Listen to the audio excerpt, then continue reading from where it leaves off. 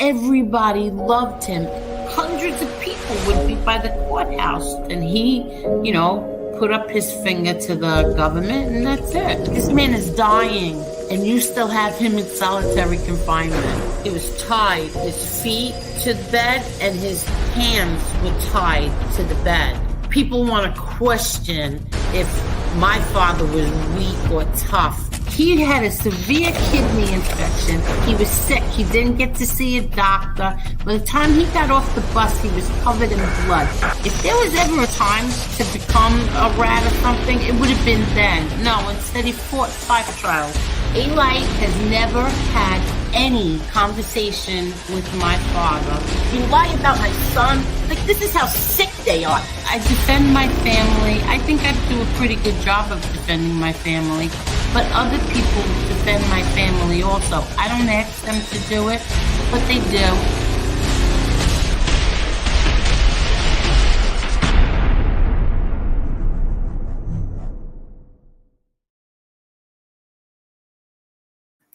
Hi, everybody. How is everyone tonight? This is such a last minute. I'm just waiting for Robert. This was really last minute and a surprise. And I'm so happy. I've been trying to get him to come on for the longest time. And tonight I was watching him, and I texted him something, and he just said, I'm going to go on Angel's show. And now I'm very excited. And here he is. I was watching Hello there, Robert. And I texted him something. And he just said, Robert, you have to shut off the YouTube. Am I here? Yeah, you're here. Just mute the YouTube. Not the Okay, awesome. Let me shut. Okay. Yeah. I shut you. I was listening to you on my phone. Just. Oh, okay. Oh, wait a minute. I can't hear you back. What? Why? Let me see something. Hold on. I'm gonna try this. Can you hear me now? Yeah, I can hear you. Shoot. Oh, I know. Am I gonna have to get my wife out of bed? Uh-oh. Oh, here we go. I got you. You can hear me, right? I can hear you. Okay, so I had to undo the microphone, and I got it. Okay. How are you? How are you? Good. Thank you for having me on. I know that we talked. We didn't talk. You emailed me some time back. It's been almost probably 2 months, and I said I would come on, and I'm a flake. I apologize. No, that's okay. Anyway, so yeah, so it's good to be on. I'm so excited to have you. Thank you. So what's going on? Ask me anything, Andrew. I don't care. That's the limit. Well, I have to tell you, I'm really very interested. I don't know if you've been watching or anything, but with all this online stuff, crap, really about going after women and the things that they've been saying and doing, and like stalking.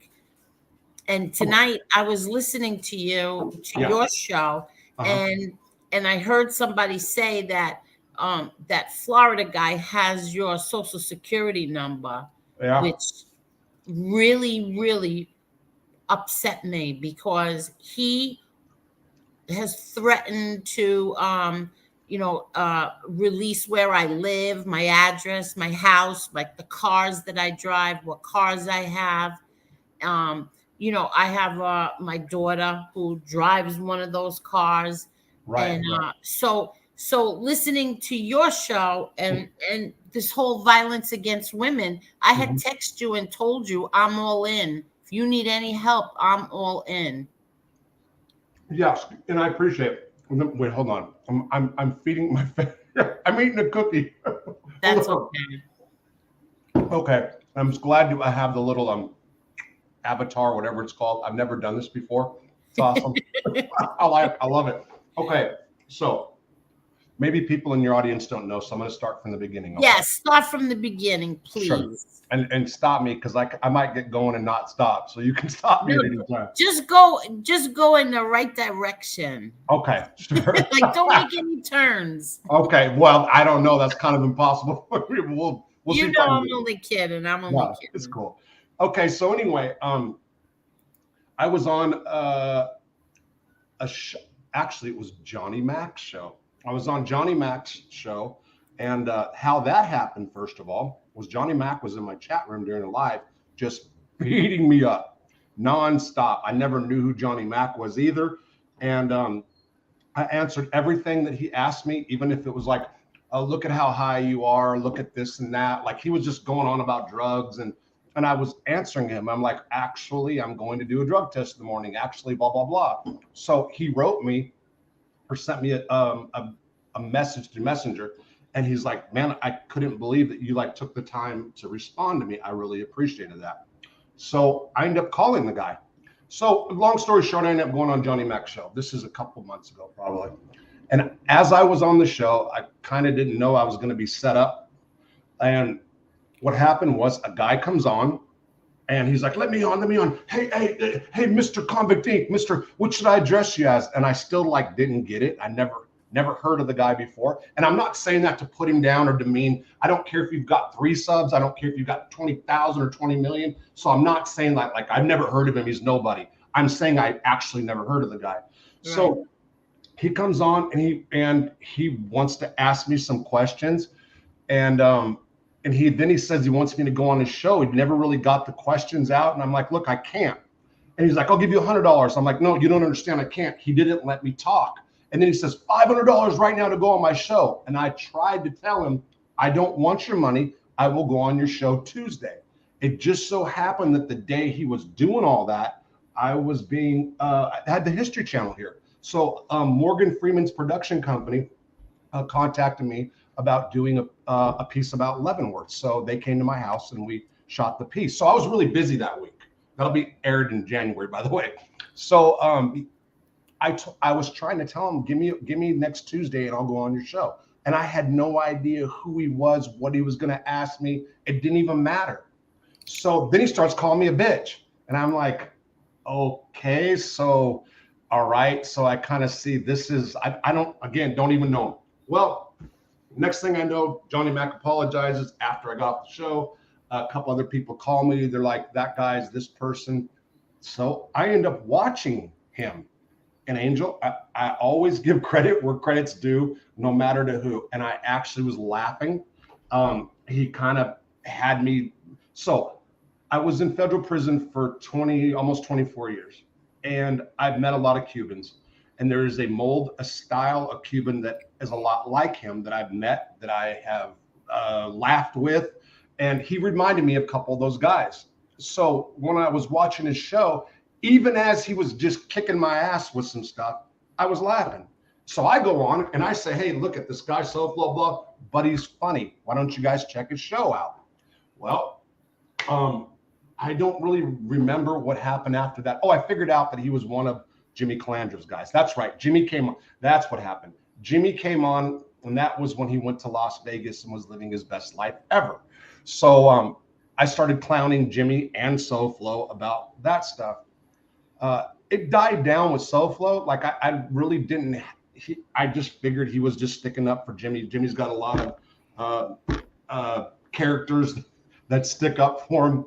So I just kind of wrote it off. And then the other day, I think I did something about Jimmy and Tommy Dade. That's what it was. And next thing I know, people are contacting me saying, hey, it's SoFlo asking for any information about you. He wants addresses, social security numbers. And I'm like, what? So let me say something about that. There's one thing I've been around criminals my entire life. Pretty much my entire adult life, I was in prison. People get freaked out like, you were around killers and you were around this and you were around that. So they're just people. One type of criminal that has always just gotten under my skin is someone who breaks into people's houses and steals. Yeah. So I consider people that do identity theft along the same line. It's scumbag shit. Yes, it is. So when he said that, it got under my skin. And let me be clear, there is no doubt in my mind that he is going to get me. I am half computer illiterate. I have been doxxed before. Don't know who by Clanders crew. I had to do credit card shifts and this and that. I do have an iPhone that gives me like alerts. It says like 260 people or 260 attempts to hack you or whatever it says. You know, and that was just in like 16 hours just the other day. So I was told that SoFlo and I guess is Nikki Blade. I don't know who that is. So I never seen him on SoFlo show. I guess they're good friends. That they're like great hackers. And then I got people that were contacting me and say, hey, I've been hacked by them and close this account down, because this is where they start. Well, sure enough, I just found out tonight that he said he had the fourth number to my social security. And if that's the case, he was right. I'll say that he was right. As far as other information about me, I Googled me and I found out my mom's maiden name, my kid's name, two of my corporate or one LLC, one corporation's name, prison numbers. So, and social security numbers when I pushed a couple more buttons. I did, and I was kind of shocked. So it doesn't take a rocket scientist to do it to me. I don't know how so much of my information got out there, to be honest. Maybe because I don't know and I do something that's wrong. But I think I'm fully believe that he will screw my identity or stuff up or whatever. And I'm going after that motherfucker hard. Let me tell you something. So, excuse my language, by the way. No, that's okay. So, there's two things I really don't understand here. I still, for the life of me, I cannot understand how Jimmy Calandra, at this point in his life, would still have people that would not just be friends. I don't want like Jimmy not to have friends. I don't want people like him not to be able to call people for a shoulder to lean on, but to support him on YouTube and like make him out to like he's not been a liar, like everybody else, a clown, everybody else is lying. I don't get it. I do not get how he still has people doing that, and he does. So SoFlo fits in that category. So it's just like dumbass. And then it was actually my wife. So my wife she doesn't really watch much. She got really upset when I did the spoof videos or skit videos about FBS actually. Mm-hmm. And yeah, she was upset. She came home and told me that I was bad energy in the house for doing it, got mad and stuck up for him. Like it was crazy, right? It was like traumatizing to me too. So she only sees like if she Googles Convict Inc. and then she'll see like Convict Inc. Chomo, Convict Inc. that, and it was upsetting her for a little while. So I would say she's probably seen, if I had to guess, Jeff Nadeau's show, maybe Lee Cole's podcast. Not a whole bunch of people, okay, is what I'm saying. She did watch SoFlo because I was actually on a live talking about his show. And she was laughing in the beginning, some of the jokes or something he was saying, but then she saw him talk about beating a girl and being unapologetic. And she came back to me and she's like, never, ever say his show again. This guy beat a girl and I don't know the circumstances, but he's saying that he's not sorry. And I'm like, what? And then I found out more, okay? So when he came after me a little bit again, I actually contacted a major organization about him. And I talked to certain people, one of the leading agencies about violence against women. And I really thought they were going to run with it and kind of go, and apparently they did not. I am on this Jimmy Calandra, don't be a Jimmy stuff, trying to get t-shirts up, and I did not want to embark on a new adventure. However, it's too late. There's nothing at this point that can stop me from fully going after SoFlo. One, I am committed. It does not matter. I don't care. I'm committed 1,000%. And he's an easy target because his own words just crush him. So I said on my show tonight, and I kind of got a little bit of heat about it at the end. And I said, people, I understand that there's situations um, where a guy has hit a girl or something of that nature. And please let me elaborate before I get just like your audience crushing me too. So I was raised around. I was from a two-parent home. My dad never hit my mom. I uh, had only seen one of my friends hit a girl, and I had broke his leg with the baseball bat. I then, as I got a little older, I have seen toxic relationships where girls have hit guys, guys have hit the girls, and they're like, it's almost like it was foreplay for them. I'm not saying that's good or that's healthy. I'm Right. saying there's situations in which something like that happens. I don't know guys that have done that to girls looking back on their lives or even later in the months and like said, no, fuck that, she deserved it, or like not felt some kind of guilt or remorse, or like, man, that's crazy, or I shouldn't have been with her, it was a bad relationship. And this one brags about it. This one's like got no, and I think if the story's correct, was he accused of like sexually assaulting this girl? I'll get the, maybe but I got him. What I have is videotapes of him bragging about it, and he is going to be the face, if I can help it, of stopping violence against women. Yeah, 1,000%. So, is it personal? Yeah. Yes. However, I think it can be beneficial. We have a person, we have a face of somebody who's bragging about beating a girl. And I think he needs to be fully exposed all the way for that. And I've contacted news organizations in his neighborhood. I know where he lives too. And I kind of talked to one of the mainstream reporters down there, gave her my stuff, told her that I used to write for Vice and blah, blah, blah. I did have a background as a writer in prison. And I kind of told them my angle. And they said, keep them posted, and they may interview me about it. So we'll see where it goes. If SoFlo is listening, or any of his friends, I am telling you, he better go 100% on me, because I'm going 100%, 110% on him. And I mean that from the bottom of my heart. And there it is there. Yeah. Okay. Yeah. From what I understand, from, I don't know how true this is or not.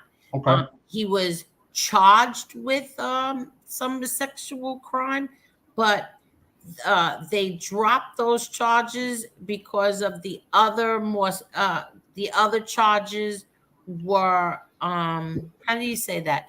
In other words, they went with the charges that gave him the most time, which Yeah. was, So they dropped the lesser included offenses. oh, so could you tell me what that means? Okay. So if the statute, so even if it was like assault on a woman or sexual assault, let's just say, I'm just making that first degree, second degree, third degree, but the assault, physical assault, carried more time. They would maybe allow him to plead guilty to just the physical. I'm giving an example. I don't know the case. They would allow somebody to plead to the actual punching, physical assault, rather than the sexual assault. That's just some kind of a example. And they would drop the other charges, so maybe he wouldn't be registered as a sex offender. Again, I've had people tell me his case. Somebody wants to send me the stuff about his case. I'll get there. Right now, what I'm focused on is his words and what I have on him right now. I don't need any more. Right. He keeps coming up, and he's regurgitated twice about me keeping point. For people that don't know what that means, that's keeping a lookout. When I was in prison for a guy that got raped, that is true. Let me repeat, that is true. The circumstances behind that were, in 1999, I was at USP Leavenworth. I was 28 years old. I had life without parole for drugs. I was walking in the unit, B lower. There was a guy and I always say his name because he's a real scumbag piece of shit. His name was Will Moore, standing out in front of his cell up on B second tier, and in front of some black guy's cell. And I knew both the black guys. And he said, Rob, stop, hold on a minute. So he started talking. Hey, you want some shine? That's moonshine. Yeah, I drank in prison. I partied for 10 years. So he gives me a pint of moonshine, which is $40, and said, stand here with me for a minute. I grabbed the pint, slam half. I'm like, what's up? He's like, hey, dudes are in there taking care of Brain Drain. Brain Drain was the white guy who would not stay out of the black TV room. So to be clear, a white guy who we later found out was from Michigan, was married to a black girl and had black kids. So he more hung around blacks and whites, but in prison, especially at that time, that was a no-no. Things are changed in different states or different geographical locations. Politics in prison are different. That was at Leavenworth, and white stuck with whites, period. So he was a guy who didn't really identify with whites. He identified with blacks. The blacks didn't want him in the TV room. The whites didn't want him in theirs. So he was in the middle, and he was a soft guy. It was somebody you can easily take advantage of. And they raped him. So as I was standing in front of the thing, Will said they're taking care of this guy. And I'm like, what? He's like, yeah, this is what he said. They're going up in him right now. That's what he said. And I'm like, oh, okay. So now I realize, like, I'm a white guy standing in front of a black cell, keeping point while some black guys rape a white guy. That is bad on its face, okay? However, after the deed was done, there wasn't one upset white guy in the unit. I know that's terrible, and it is terrible. I want to repeat, that was the culture of prison at that time. And again, the guy's only real crime was that he just wanted to watch TV in the black TV room, straight up. And that sucks. I mean, that's terrible. But I tell prison stories on my channel. I am very candid about the things that I've done in prison, good and bad. And I'm the first person that will ever put anything bad about what I've done in my life out. And it's not strategic, although now I'm starting to learn that it should be. It's not strategic. It's just me talking. And that's one of the stories. So SoFlo, either FBS or Johnny Mac picked up on the story and tried to make it sound like it was something that wasn't said before. And I'm like, no, I said that before. This is what happened. But they'll nitpick it, and then he'll run with it. And I get it. I mean, I get it. He's trying to do a show, but pales in comparison. And even though I know that it will leave a bad taste in a lot of your audience's mouth, what I just said, but that's the truth, and that's what happened.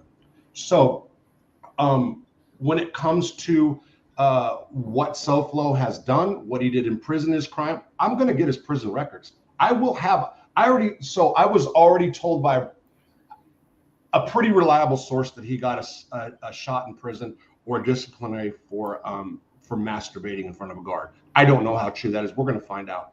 I'll pull his records. I have a way. I'm going to pull them. So it's coming. It's coming for sure. Well, let me, you don't know what to say. You're like, you just left me speechless. Yeah, because it's okay. You know why? Because prison stories like truly upset me. You know, like I just can't believe like what goes on in prison. Yes. So I mean, thank God I never had to go there. Okay. So let me make you feel better for a second. So things have changed. So here's what happened. This is my take, okay? So I'm from the West Coast. I'm from California. West Coast prisons are a lot more, well, the federal system pretty much a lot of places are, but it's more racialized. So for example, if I'm put in the LA County jail system and they'll ask me where I'm from, okay, I'm from San Pedro. So then they'll put me like in a tank where all the guys from the quote unquote harbor area, San Pedro's considered the harbor area, San Pedro, Wilmington, Lomita. So there's like areas. So you're then the guards kind of put you in a gang, because in California, if you're white, you're going to stick up for the white guys. And then you're not only the white guys are white guys in your area. And it doesn't matter good, bad, or indifferent, especially if you're young. It's not like if you were older, you couldn't get away with, you know what I mean, doing your own thing, but not when you're younger. So I'd already done time in California and I was used to the politics like that.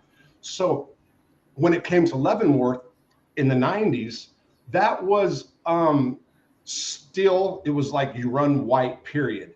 Now, what has happened over time is hip hop, I mean, and the Kardashians, it's kind of changed a lot of that. And I should add that on the East Coast, East Coast prisons or East Coast guys, New York guys, they were more used to being around like Puerto Ricans or blacks or Hispanics in general. So they mingled with them more than what us West Coast guys. Us West Coast guys were Mexicans, whites and Mexicans run together, period. And that's it. Everybody else is bad. You know what I mean? That we're in our groups. So at the time in Leavenworth, that's pretty much how things were.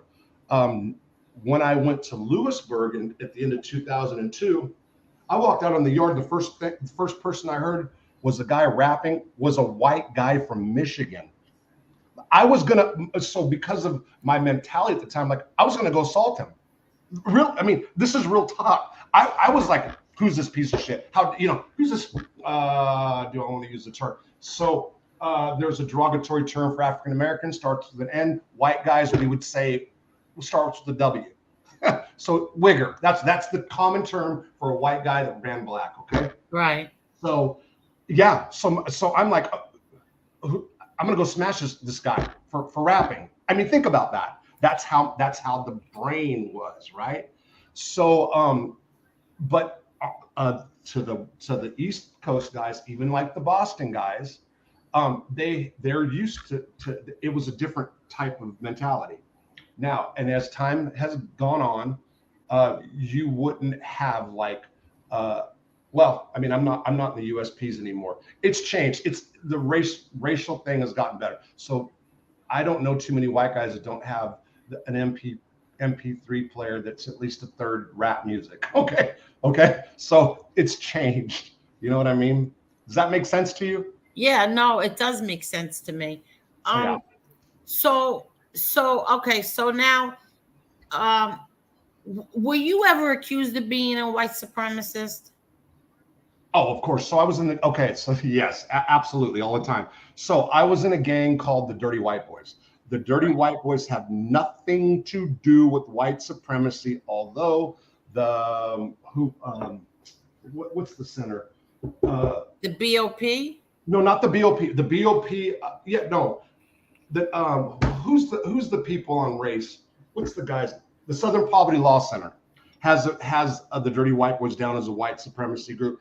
They have the Aryan Brotherhood down as a white supremacy group. And let me say this. I know people just getting their feelings about this. The Aryan Brotherhood was never designed to be a white supremacy group. I will be doing series about this. What had happened was there were white guys in California in 1964 who there was gangs called the Black Guerrilla Family and the Mexican Mafia, or the Emmy, which were dominating the systems. And a group of white guys, they were from different gangs, biker gangs, formed the Aryan Brotherhood. Now, the symbols then came, I've got the words from one of the founding members that said it was done for fear tactics. That's what started the Swazis, the lightning bolts, and stuff like that. I am not saying that were not white guys that hated or despised other races. There were, but and in some cases there are bylaws on so the ABs are not one gang. There's many AB gangs that are not affiliated with one another. The original was California. Then you can argue Arizona or the feds, and then there's Texas. They're all independent from each other. I don't know, not all the bylaws included anything about white supremacy. Even the ones that did, very few followed that belief system. I know people getting their feelings about this. That's not true. I know an AB, he knew, and then they'll start naming literature. Yeah, there are some that is. So when it comes to the Dirty White Boys, I had some, quote, brothers that were stone cold racist. There was never any bylaws or a belief system that was about white pride, white separatism, nothing like that. Total myth. If there was, I would say it. Like, I wouldn't be ashamed of it to say it. I would openly admit it. So it's total BS. Okay. If the truth be told, when I got out of prison in 1995, I fell in love with the girl who was a street girl. And I was not a street guy. I was from a middle-class family. I grew up a surfer. I did deal drugs at a very young age, but I'd never been around somebody that was like a street level girl, hooker, okay? A crack whore, if you will. She was doing time, I was doing time. I fell in love with her, and she had a mixed race child. The first one. The second one, the night before we got married, and that was a long methamphetamine-induced story, got pregnant with the second child, who was also mixed race. And I raised that child for a year by myself without her. So to say that I would be some kind of a racist, it's total BS. I do believe that all people, most people, have forms of prejudice in them. Of course, being a white male, especially in the area like this, I see, I don't like to call it racism as much as prejudice towards others. And I see it often, especially with older people, including against my wife, who's from Spain. They consider her just like a Mexican, because she doesn't speak properly, even though she's more white than most of us, if you want to get technical. But so the whole racist label, that's why I stuck up for MRE when I used to hear people go off and say, this guy, stay away from him, he's a racist. I'm like, really? Where? I want to talk to him. Because I will tell you if a person's a racist. I know. I know all the literature because I knew some of the players. Matt Hale is bar none one of the most serious white separatists, I guess you would say there is. He is in federal prison. I knew Matt for a period of time. I liked Matt a lot. He's a smart guy. However, I don't agree with his belief system. And I used to argue with him frequently about that. And at the end of the day, when we would go back and forth about it, I would always say, because he loved Hitler, I would always say, but they lost. Hitler lost. So if you're talking about white supremacy, Hitler lost, And if you want to get into the whole, because some people do, and I'm going too far. If you want to get into the whole, there's a book called the Bell Curve, and it breaks down IQ amongst races, different races. If you want to get technical, then you'd have to say Asians are the smartest people. I mean, that's just facts in the book, okay? So when people start talking about white supremacy, white this and that, if you believe in that and you believe in the Bell Curve, that book, then you have to say that Asians are superior. Did you get all that? Yeah, but I truthfully believe that no one is superior. No, I agree, Angel. I'm just saying. Yeah, right. According to that book. Okay. Yeah. So, and I'm gonna say something else about MRE, and I've said this before. When guys call him racist, people are more prone to go take a look at him. And one of the reasons is because, just like I said, when people start talking about the racist label, I don't believe it 90% of the time, because it's not true 90% of the time. So you got, especially white guys, I'm going to say in my age, 52. So over the course of the last 6-7 years or whatever, because of the incidents that have been happening towards African American males that we've been witnessing on the news, there is a movement, and a lot of white males feel like getting the bad end of the stick. I'm not saying me per se. I'm saying I know because I'm white, and because I used to listen to guys talk when I was in prison, because I hear guys talk out there. So guys so white guys my age are used to being called racist now all the time. So you kind of like, you get like, you kind of start this, it becomes a stupid label. So then you start saying, okay, they're calling this guy racist too. Oh my God, what did he do? And then you go look, and it brings MRE more attention. I've said this before, and again, let me be clear about something in case people misunderstand my words. I had a friend named Matt Hale, and we had a falling out, by the way, who was hardcore white separatist. I also had a friend named McCory Love, called C Love, who was a vice lord, who was one of the most fundamental black power radical guys I've ever met, and I loved him to death. One of my favorite people to talk to. Why? Because I like to listen to different people's belief systems, and we can meet somewhere. It doesn't matter what people think. It doesn't matter their views. People can always find common ground if you really want to. It's true. Anyway. No, right. See, I had a really, really, really long talks with MRE. And Mm-hmm. I did a show about him. Like I didn't Okay. want to make this about him anyway, because it's to me it's so ridiculous. But Okay. I did, we did a show. I did a show, and I asked him every question there was to ask. People sent me questions to ask him. It really bothered me to ask him, but he totally understood and told me I could ask him anything that I wanted. He didn't even want a heads up on what some of the questions That's were. right. That's He right. just said, right? And then the Yep. stream ended, and then we stood on, my best friend and I stood on for, I don't know, 2 hours. He showed me all his, his tattoos. He showed me Yeah. his dioramas. He showed me everything, his whole place where he lives. Yeah. Okay. And so I was totally satisfied with the answers that I got. And then I had so far 11 of his childhood friends come on here from childhood till now. And they live in all different states and stuff. And they all said the same thing. It's not true.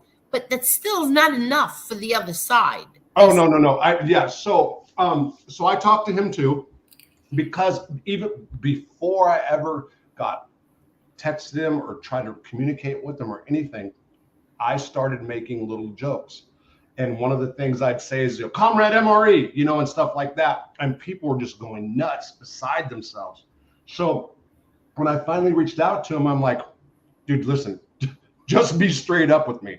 Because if he would have said, okay, my belief system's this way, I would have said, okay, my concern was then, I don't want him going off and being in a militia that's going to be on the news. You know what I'm saying? I don't want to be joking around and playing like that. That's his belief, but I don't want to be even, associated with that in case something happened. So no, I told him that. I said, man, and Angel, honestly, when I say this, some people get freaked out. I honestly don't care if people are racist, and I'm not talking just about white people. I don't care if a person believes that way.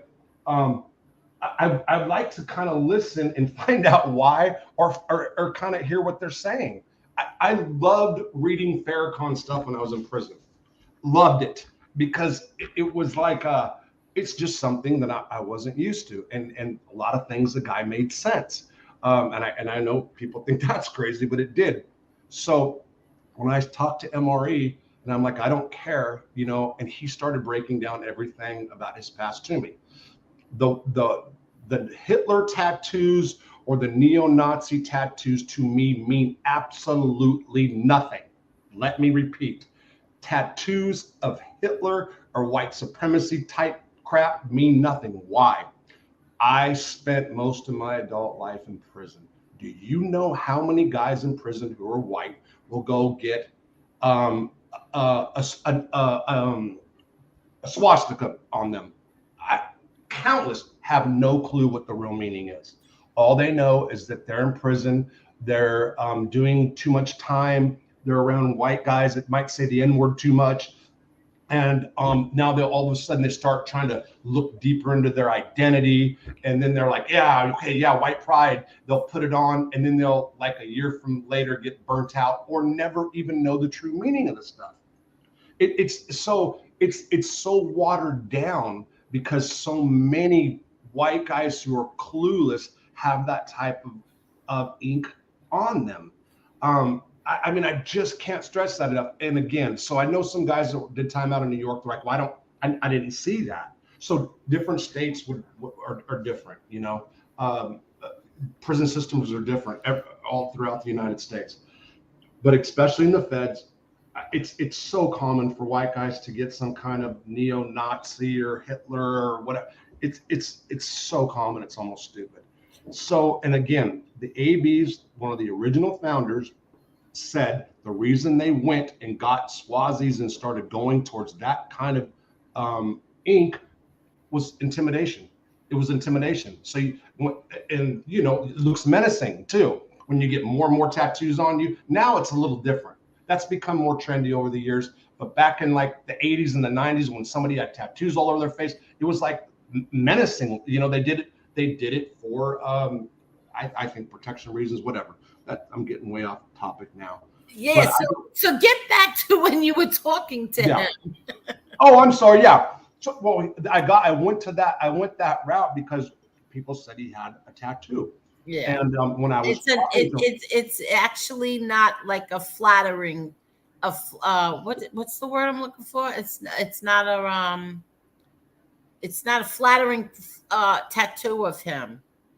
Is it a Hitler tattoo? Is that what he has? It's a skull. It's like like bombs hitting him. It's a whole.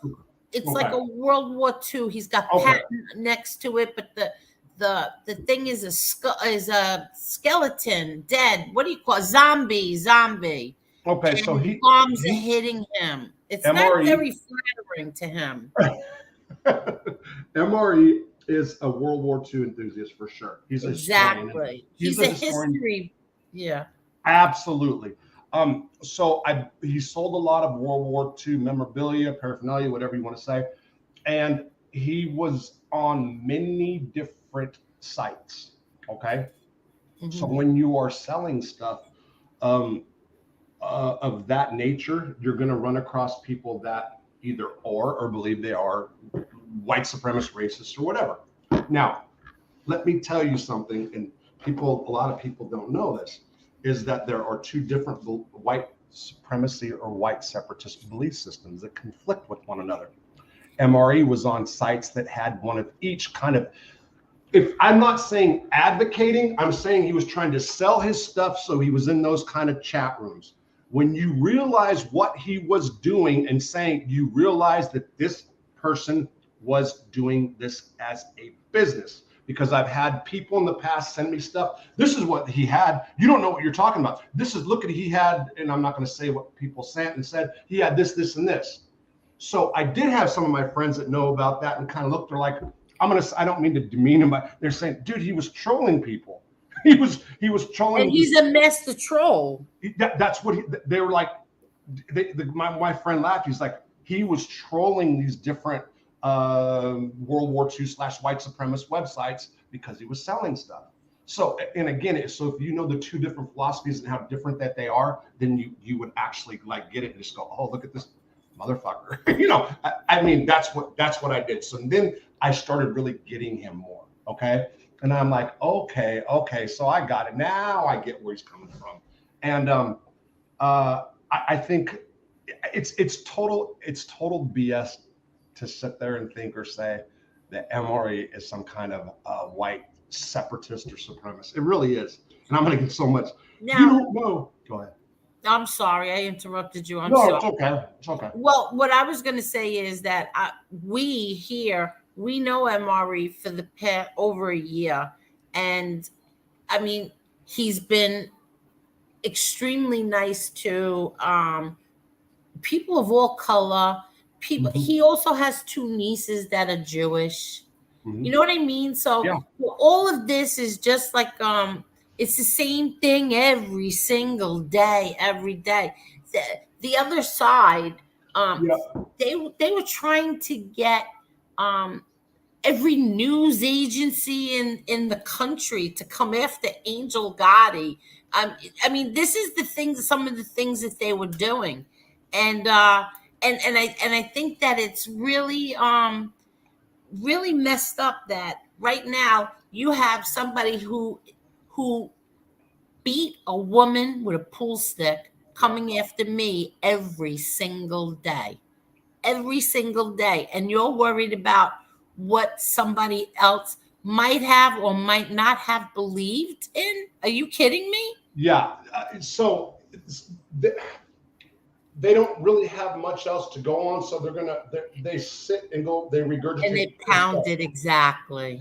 So I'll tell you what, and it's kind of, I'm being funny here when it comes to people believing MRA are racist, and then it comes to you being Angel Gotti, the daughter of John Gotti. Your dad, you can arguably say,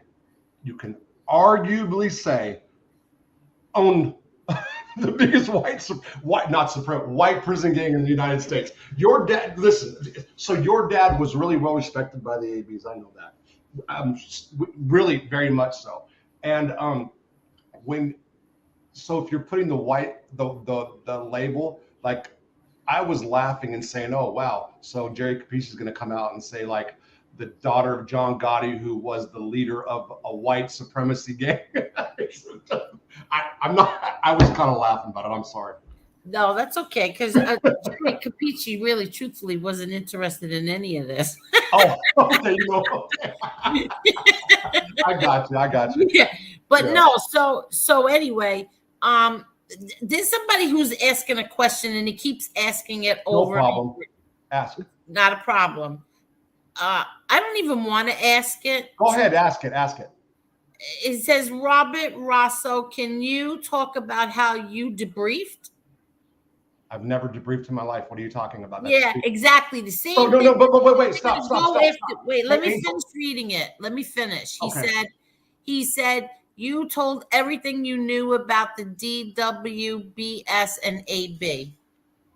That's okay. This is the insanity talk. First of all. Oh, believe me, I know. Let me swallow my cookie. Okay. There's this myth, right? That when people drop out, and let me be very clear about this to this person who thinks that they know me. I never dropped out. Never, ever, ever did I say I am no longer dirty white boy. However, let me be clear about this. When I went to Butner 1, my life changed because of cancer, because I got clean, and I was actually really happy to be away from that shit. Now, I did write an article about the dirty white boys that was on Convict Inc., and I think you can go there still. That was unfavorable, and this is the reason why. Somebody outed me for being a white gang, not only a white gang member, the leader, the shot caller of the dirty white boys for 3.5, 4 years at Lewisburg. They outed me when I was writing, trying to get support for a sentence commutation petition. So then they outed me. So I was like, okay, I have to deal with this. So I wrote an article that was self-serving. It was self-serving is what it was. No bullshit. And in the process, I pissed off some of the guys that were in the dirty white boys, not the ones that knew me, not the ones that were around me, the ones that have never been around me. And I called it a disorganization, and I'll stand by that today. The dirty white boys has no structure. As far as debriefing against the Aryan Brotherhood, who is the moron that asked you that? Why? Let's assume that I debrief, which is all bullshit. Even AB dropouts don't debrief like people think. They're not that big of a deal anymore. It's not like people think. So why would a dirty white boy debrief about members of the Aryan Brotherhood? Because I was around Barry Mills in the shoe, because I was around TD Bingham, because I knew Mac, because I knew Bobby Ray Shields, who was a scumbag, who was just a dirt, and by the way, is in the hat with the ABs and got butchered and almost killed. So there would be no reason for me to debrief about ABs. As far as debriefing about the dirty white boys, what the hell would I debrief about? They don't have any structure. There's none. Now, and I'm going to be clear, I have never provided information in or about like sit down with law enforcement that would get anybody arrested. Have I been a white rep in a unit in FCI Terre Haute and done things that I would consider under the prison norm snitching? Yes. Let me be clear. Yes. And let me tell you exactly what I'm talking about. If I go tell my counselor that Bobby and Johnny are getting ready to get into a fight, or you have to move them out of a cell, that is considered. Wait a minute. What happened? Is that bananas I see? What is that? I can't. Oh my God, I can't see who's Oh my God, wow. That is awesome. I'm looking at the bananas. Who's in there? You got Jimmy, FBS, SoFlo, and I don't know who the other Oh, one is. you can see that? I can't see the faces. My eyes are tearing. Yeah. There's a whole thing on here with bananas, but I'm so sorry to interrupt. Go ahead. No. It's okay. So yeah. So what is actually snitching in prison? It's telling authorities on something that inmates are doing. When you're in a position as a rep of a unit or a white rep or whatever you want to say, it's very easy. It's very easy to to fall out of to do stuff like I just said. Now people wouldn't consider that such a big deal, but technically that's what it is. So all that. Look, being an informant, snitching, telling, or whatever. When you're putting people in custody, taking people's freedom and liberty away because of things that you said, that's ratting or snitching. When you're being a Jimmy and you're doing it for reasons and then making up excuses of why you did it, but then getting out and still trying to live in that life, you're a scumbag. So it's such an open-ended thing when people talk about that. But I do want to be clear, in the prison setting, like, you're not supposed to talk to cops. You're not supposed to talk to the cops alone. People do. Times have changed. People at Lewisburg, they made the heads of every group, and I'll get back on track, Angela. They made the heads of every group once a week. We had to sit out in front on the bench, so there would be like the Emmy, me, the guys from the Latin Kings. There'd just be a whole bench full of people. Danny Fama was for the Italians. Sit on the bench, and everybody by themselves had to go down to SIS downstairs, that's the intelligence service, and sit for 5 minutes. Whether you were sitting, talking, telling, it didn't matter. They made you do it because they wanted people to see that you were by yourself with staff. That was some little shit that they did. And if you didn't, or you didn't have somebody in your gang do that, they locked you down in the SMU program. That's what they started doing. So matter of fact, that's how I became the shot caller for the Dirty White Boys. It was my guys that said, we trust you to go do that. That's what happened with me. So there's no dirt anybody can ever dig up on me. Like this idiot just said, how did you debrief? He must have heard this from I don't know. Maybe that's the next route of attack that they're going to do. Because they're famous for that. Everybody's a rat. Everybody's a rat except for them. Once a week, I heard they get together and they coordinate what they're going to do. Yeah, everybody's a rat except for them. It's so stupid. It's so stupid. So he's saying that you were placed in a rat jail. He's talking about Butner 1. Yes, with Carmine Persico and Joey Testa. Are they rats? And you know what? I have a very, very dear friend that it was in Butner, and believe me, he's no rat.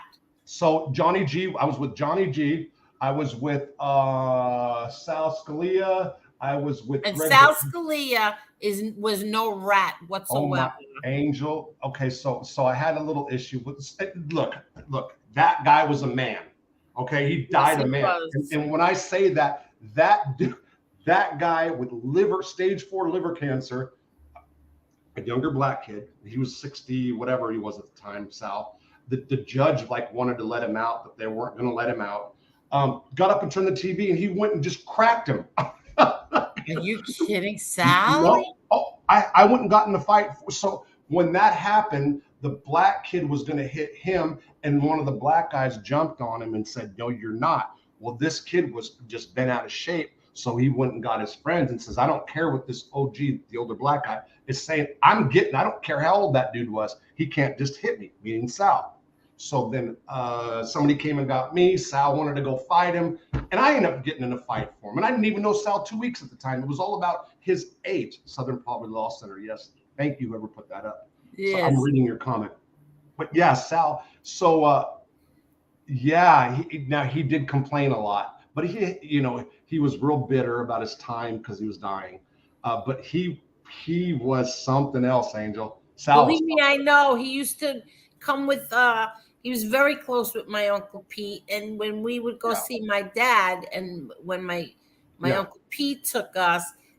Sally would come and he would be like the driver, and I'm not diminishing him like, oh, he was. I got you. No, he would do all the driving because my Uncle Pete couldn't.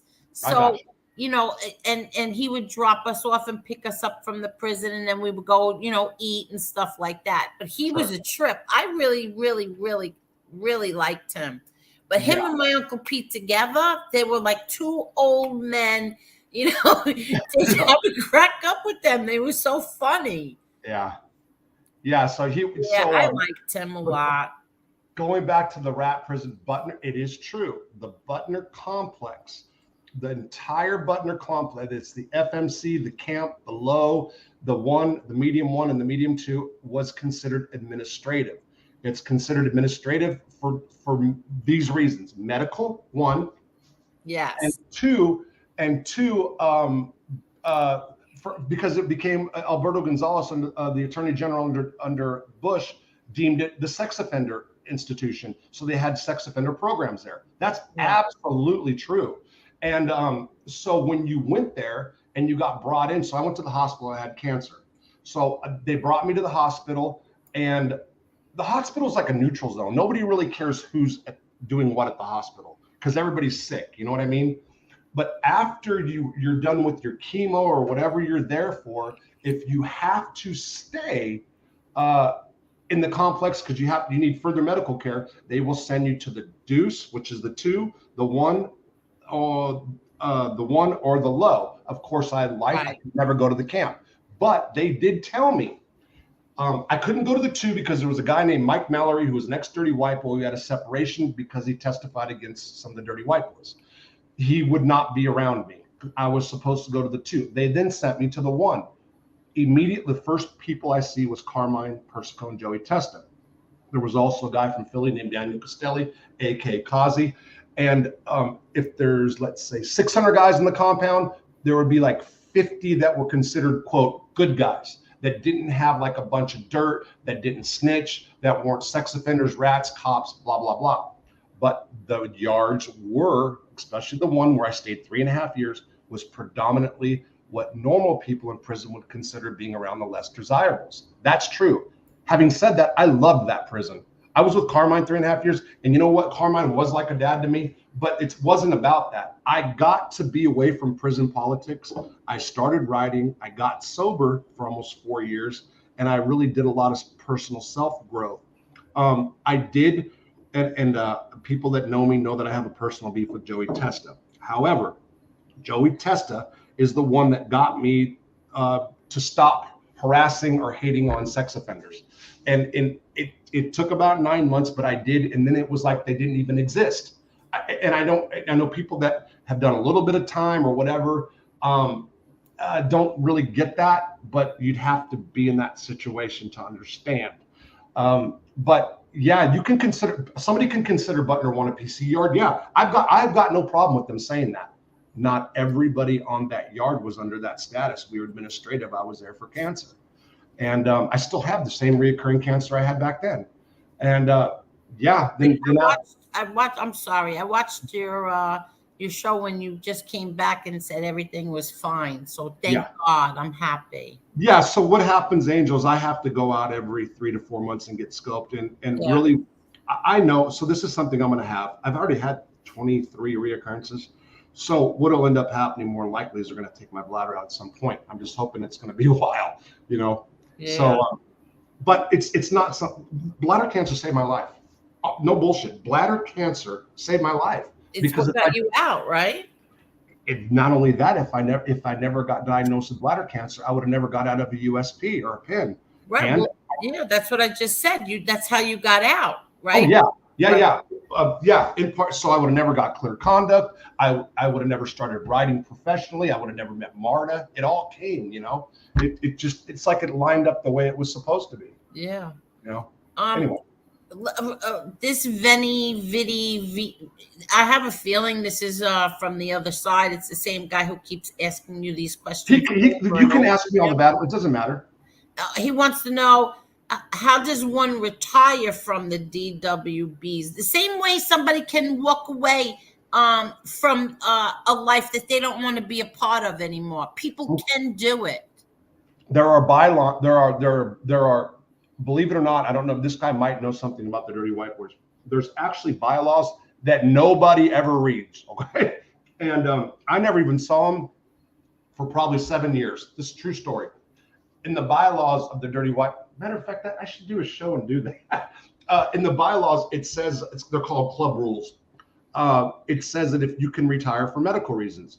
After I wrote that article about the dirty white boys, that was self-serving and pissed a lot of people off. And I say that like I still walked, like I was still around dirty white boys when I was at FCI Terre Haute afterwards.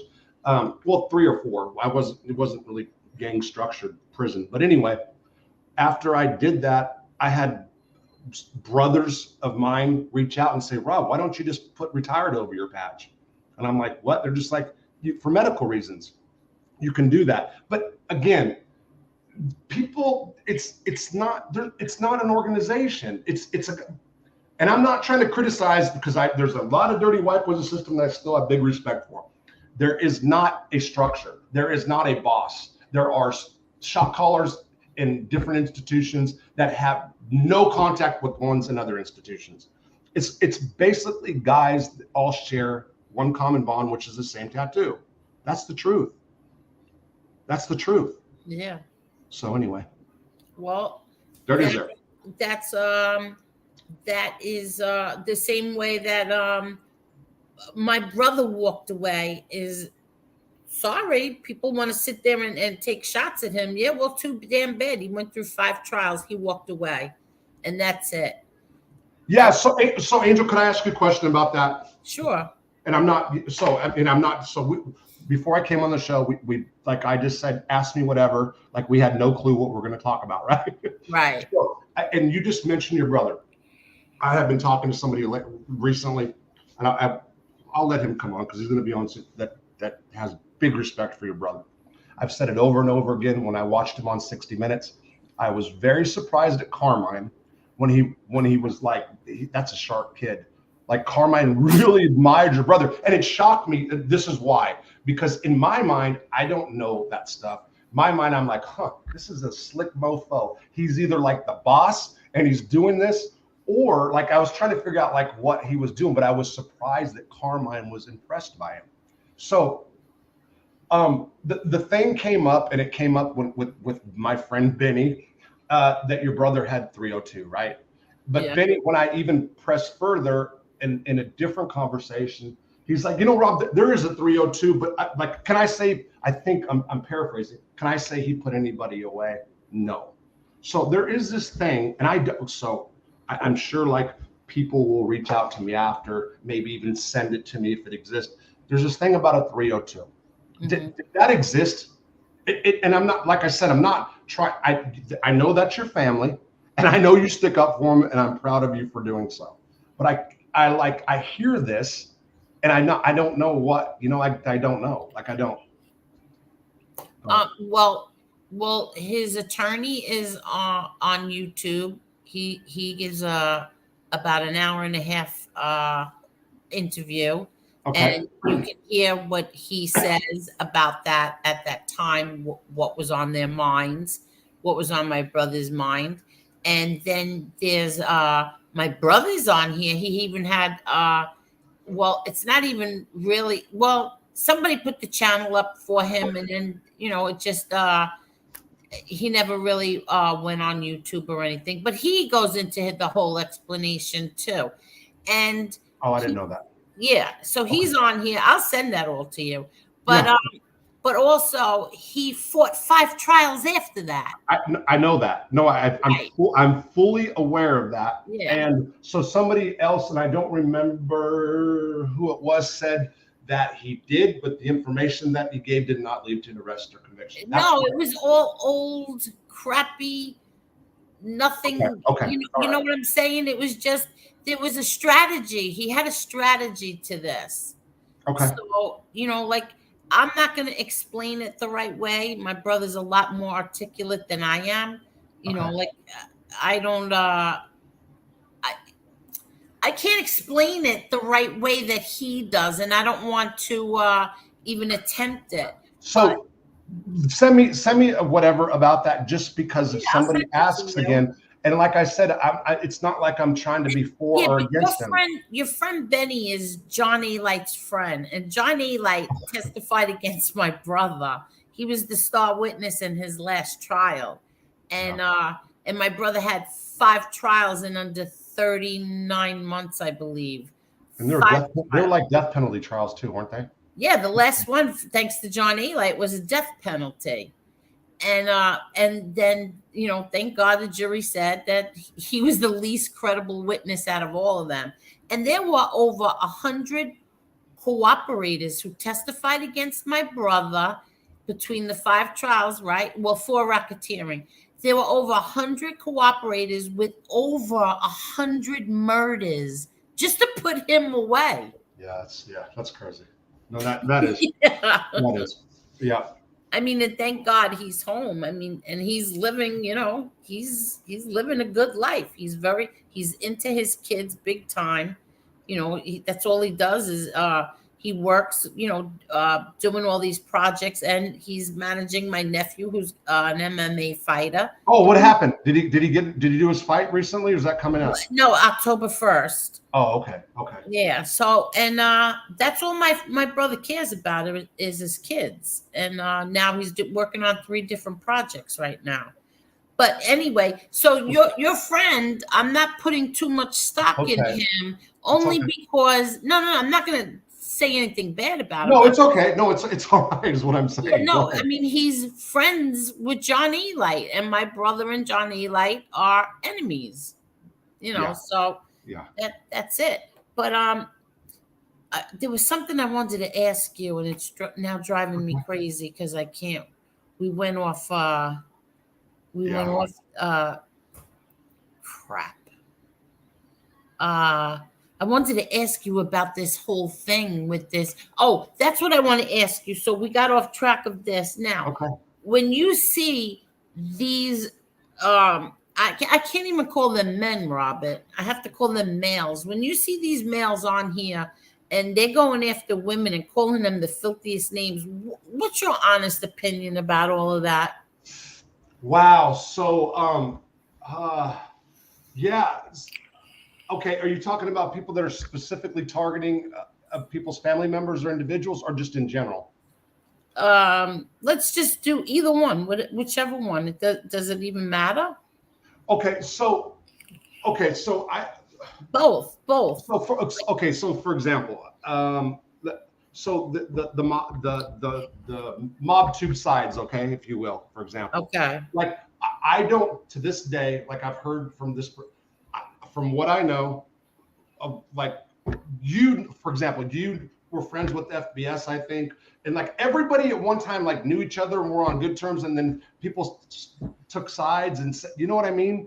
Yeah. Right? Am I right?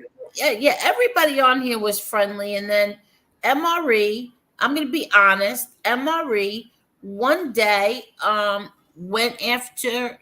Listen, everybody was. MRE never bothered with Jimmy Calandra. Okay. But Gravano did something that was really pretty crappy. Where a 16-year-old boy, my dear friend's brother, was killed. Right, 16 years old, innocent kid, wrong place, wrong time. Yeah. Long story short, he gets up here and he tries to, because he was cornered about it, he tries to blame it on the guy he was with, number one, and then say like the kid came charging towards them, which was a lie because we got the death certificate. He was shot in the back of the head.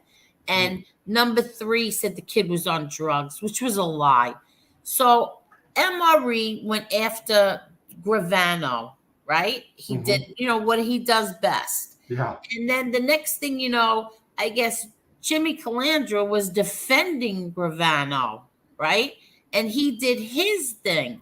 So now it really pissed off a lot of people because you're still talking about a 16-year-old innocent boy. Yeah. So what happened was now MRE went after Calandra. And once he did that, that was it. Everything got divided because Gunsmoke didn't like that. and I was friends with both of them, and I was in the middle of this now. So it got worse from there. That's all I could say. It got worse from there, but I still stood in the middle because I was still friends with both of them. And then it started to not be nice anymore. And then it was like I was in the middle, and I started gravitating, like, not liking what I was seeing on, the FBS side with going after my friend Dominic and his father. And then it just got worse. Then MRE and FBS started going at each other. Long story short, here I am on this side. And for that, I get called every filthy name under the sun. My mother gets called filthy names. My brother, my father, everybody gets called filthy, degenerate names. Now this guy from Florida comes out of nowhere, and I right away, as soon as I saw him, I said, something's not right here. And I would tell people, listen, be careful with this guy. There's something fishy here. And the next thing you know, I'm on their just gonna say it, their shit list, and I'm getting every single day by them as well. Oh, he's one after you too? SoFlo's one after you too? Oh yeah. Okay, so yeah, I haven't watched his stuff. I've just been getting little bits and pieces. So I didn't know. Okay, I'm going to go back to the original question you asked me, and I'm going to be totally, and I've said this before, so it's nothing new, but I'll be honest about it. When I first ever heard anybody talking about somebody else's spouse, wife, kid, whatever, it was MRE. And it was MRE talking about FBS's wife or whatever, Shanna, whatever. Right. And so I was just listening. There was so much more before that. No, exactly. So here's what happened. So I never, again, I still don't know all the different people that are on this side or that side, or like tonight, John Wolf. He's been in my chat room. I've never seen the video. I don't know anything about him, but I'll go watch tonight or tomorrow, or whatever. Right? That's just an example. But I saw MRE, and I had already been, kind of sticking up, playing around, doing the little, yeah, come on, I'm going to go goose stepping in a Nazi parade. I was already doing that, and then I saw him, and then I heard him, and he was going hard on FBS, and like this is when I was really in my thing with FBS too. And Angel, and I've said this before, I felt really bad for FBS, especially his wife. When I watched that, the very next day, I turned on and your channel popped on, and then it was you that was talking about things they were saying about you, and I'm like, oh my God, like how upset you were. And I'm like, what the hell? Well, MRE wants me to drop the link. Do you mind? No, not at all. Not at all. No. I'm going to drop the link for MRE. Sure. No, so what happened was the next thing, all I said, and this is the God's honest truth, was whoever was shoving this down my throat about MRE, you are dead to me. I mean, that's all I said. I never said anybody's name. I never said anything. And now for 4.5 months, I get called every filthy thing. Yeah. I get lied. My children are lied on.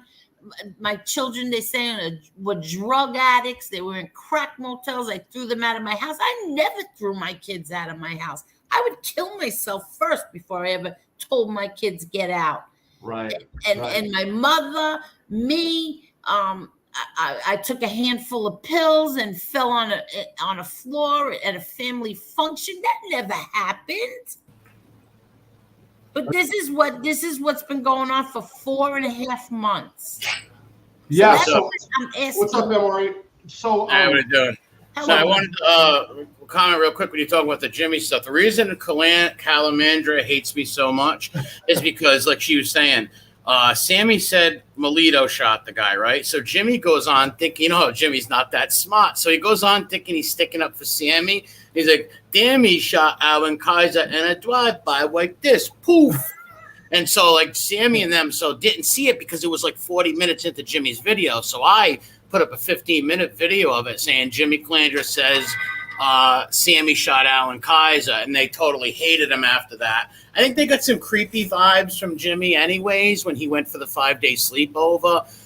And basically that's what started it. And not only that, Jimmy was doing videos saying men were mob guys because he seen them in a pizzeria, didn't like them, so he put their names out there as wise guys. So I streamed the same video but blocked the person's name out of it so his name wasn't sent. And Jimmy just couldn't handle that. It was simple as that. And Piggy, FPS, the reason he don't like me, yeah, he loved me at first, dude. All these guys did. His whole chat did. But I didn't attack Lee Cole for him. And then after I didn't do that, he realized I wasn't coming in his chat. So then he started sticking up for Jimmy after Josie reminded him for that. So that's basically how that. Oh, that's when he started sticking up for Jimmy? That's when it happened? Yes. He didn't stick up for Jimmy, not once. He used to, not once. He always said it. Listen, I'm friends with MRE. I'm friends with Jimmy, you know. But once Josie said that, that's when he started sticking up for him. And she'll come on and tell you the same thing. You know, I forgot about that. Yeah. I totally forgot about that. Yeah, because FPS used to say, listen, when MRE makes fun of Jimmy, I don't go in MRE's chat. Exactly. That I forgot about But that. I always made fun of Jimmy. You know, at first I was trying to like pit him against Aledo and stuff, but I made fun of him, called him the helmet and stuff. And there's a video of Jimmy saying, MRE, I don't like him, but he's an honest guy. I literally got a video on my channel of him saying that. Just like 2 days before you outed Jimmy, what did he do? He shouted your channel out. He shouted your channel out. He was trying to throw his Jimmy dust and win you over. That's how Jimmy works. And Jimmy did this all to himself. He's not a good man. He's not a changed man. No. And that's again, and that's one of the things. So I have real problems with that too. Like, why would you even bring that up? Why not just tell the stories? Okay, so he had some stories to tell, but they weren't good enough. There wasn't enough of them with the names people wanted to hear. You know? Yes, all long enough. Because I know for a solid fact that he asked somebody that new movie producers to pitch a story. The guy put him with him, and the guy said, "Well, there's nothing here. There's nothing here." That's true. That's 1,000% true. So he's been trying to do this for a minute.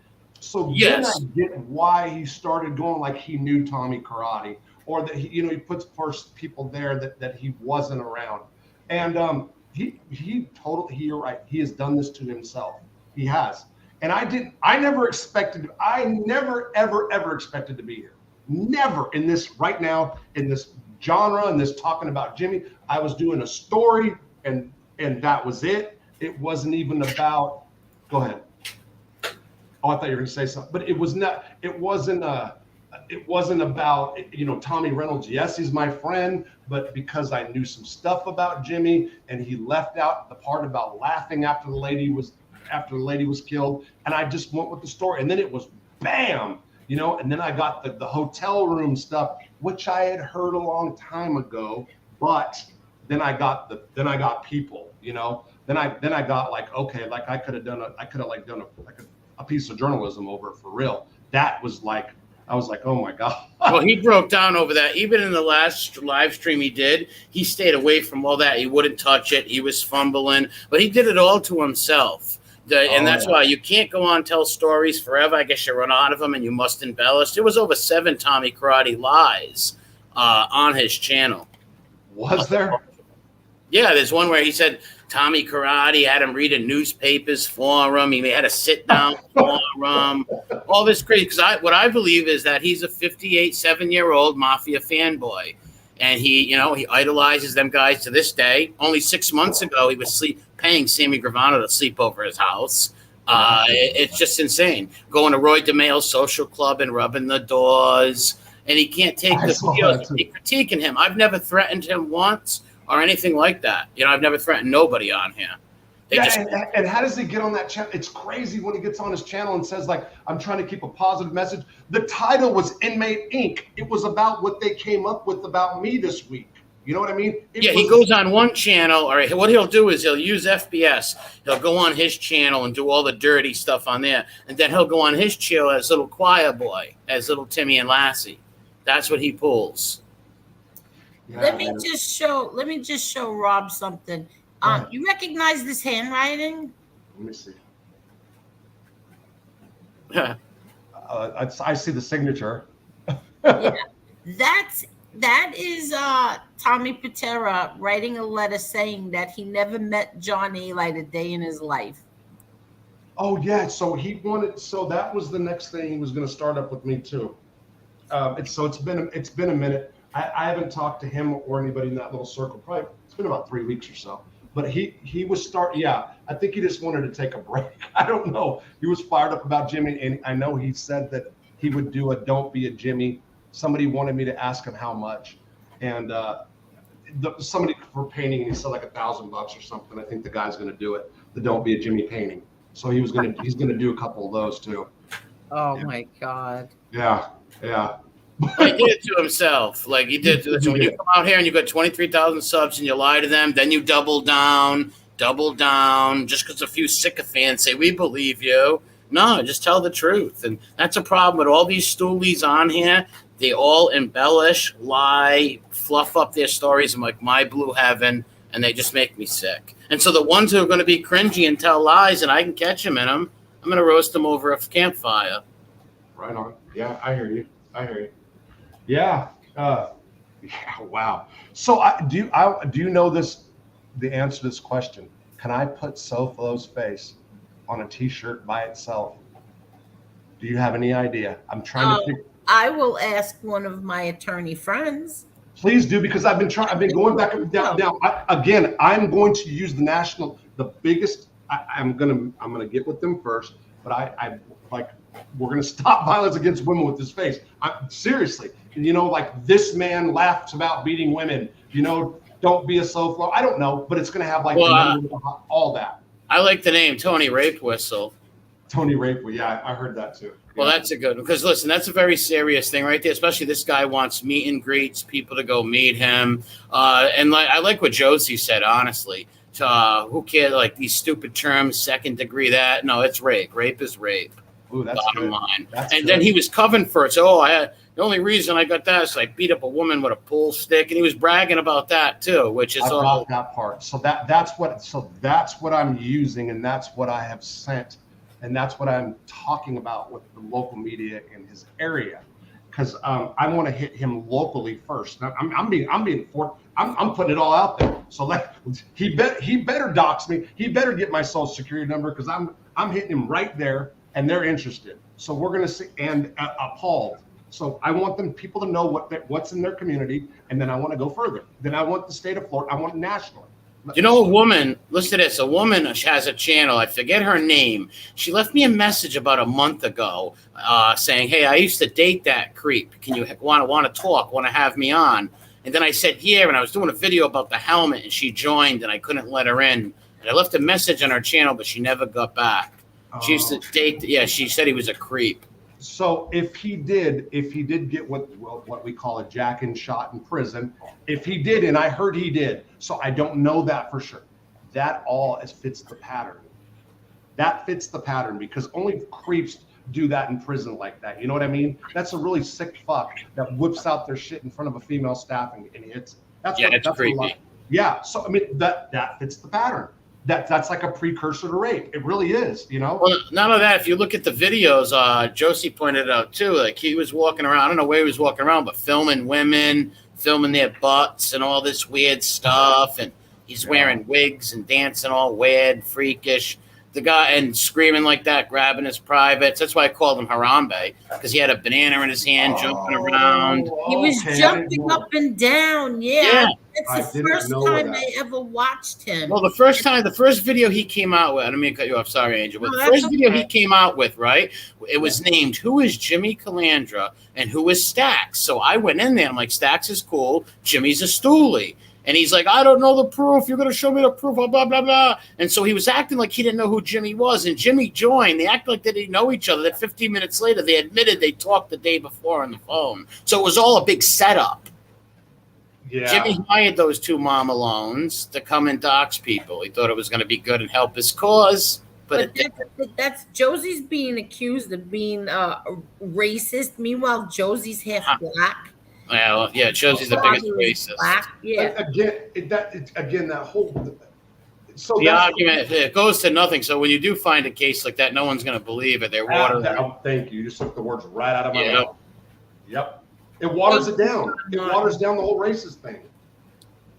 I'm saying when somebody's called racist over and over again, it waters it down. They call Candace Owens a white supremacist, for Christ's sake. I remember that. I remember. So wait, MRE, did they have you in Breitbart when you got arrested? Yes, they had me in Breitbart when they entered my house and took my guns away from me and stuff like that. Yes, they put me in Breitbart and they were like, we don't know if he was at the Capitol or some other meetings. I've never met up with a group of people in my life. You know what I mean? Like never was at some rallies or nothing like that. Like they were trying to and they even lied and said I had 33 explosives. I had friggin' 4 M80s left over from 4th of July a week later. So the newspaper wanted to nail me, without a doubt. Yeah. Okay. That's what somebody said something about you in Breitbart. I didn't read it. I didn't know. Yeah, so they were basically saying that I had 33 bombs. If I had 33 bombs, I'd be in jail. And then the bombs would have been on the news. Like they took pictures of the 1943 gun and everything else, but they didn't take pictures of the 33 bombs. Maybe because there was no bombs. Right. But yeah, I made Breitbart. Okay. So let me just I just want to ask him. So when you see, you still didn't answer my question. Sure. When you see these people, these males calling all of us women the C word, tramp, pig, I'd smack you in your face if you were in front of me. Right. What do you think of that, Rob? They don't have. So it shows me that they have nothing. If you've got to resort to that, where that's all you're doing. I mean, that's like a desperate move. You know, first of all, it shows their character, but it's a move that says there's nothing else here. You know, so it's more like they're angry at themselves. And I don't know even who you're referring to right now, Angel, when you say right. that. I'm not saying. No, I'm not saying the person. I know. So, yeah, but like I was saying, so I saw MRA said that. I was like, oh man, I felt bad for Chris's old lady. Then I heard you, and I'm like, oh God, I feel bad for Angela. I'm like, what the hell's going on? Who's saying what about what? And then I was like, wow, this is too deep. Yes. Then I realized that I don't know if it was FPS. Somebody else had said something that goes back even further, and then this person said something, and then for the record, Tony Mack said everybody's calling him a racist, and for the record, before I ever attacked Piggy's wife, he pulled up pictures of my whole family and said disgusting things. So I tried to hold off on that. I didn't want to have to do that, but it came to a time where all right, if you want to play like that, I'll show you. And I don't need to pull up pictures of people's families on Facebook. So I can just pull up videos you do and roast you. I have that ability. So they have to pull up family members and stuff. So when they get hit hard like that, they wonder why. Right. But MRE is also leaving out a lot.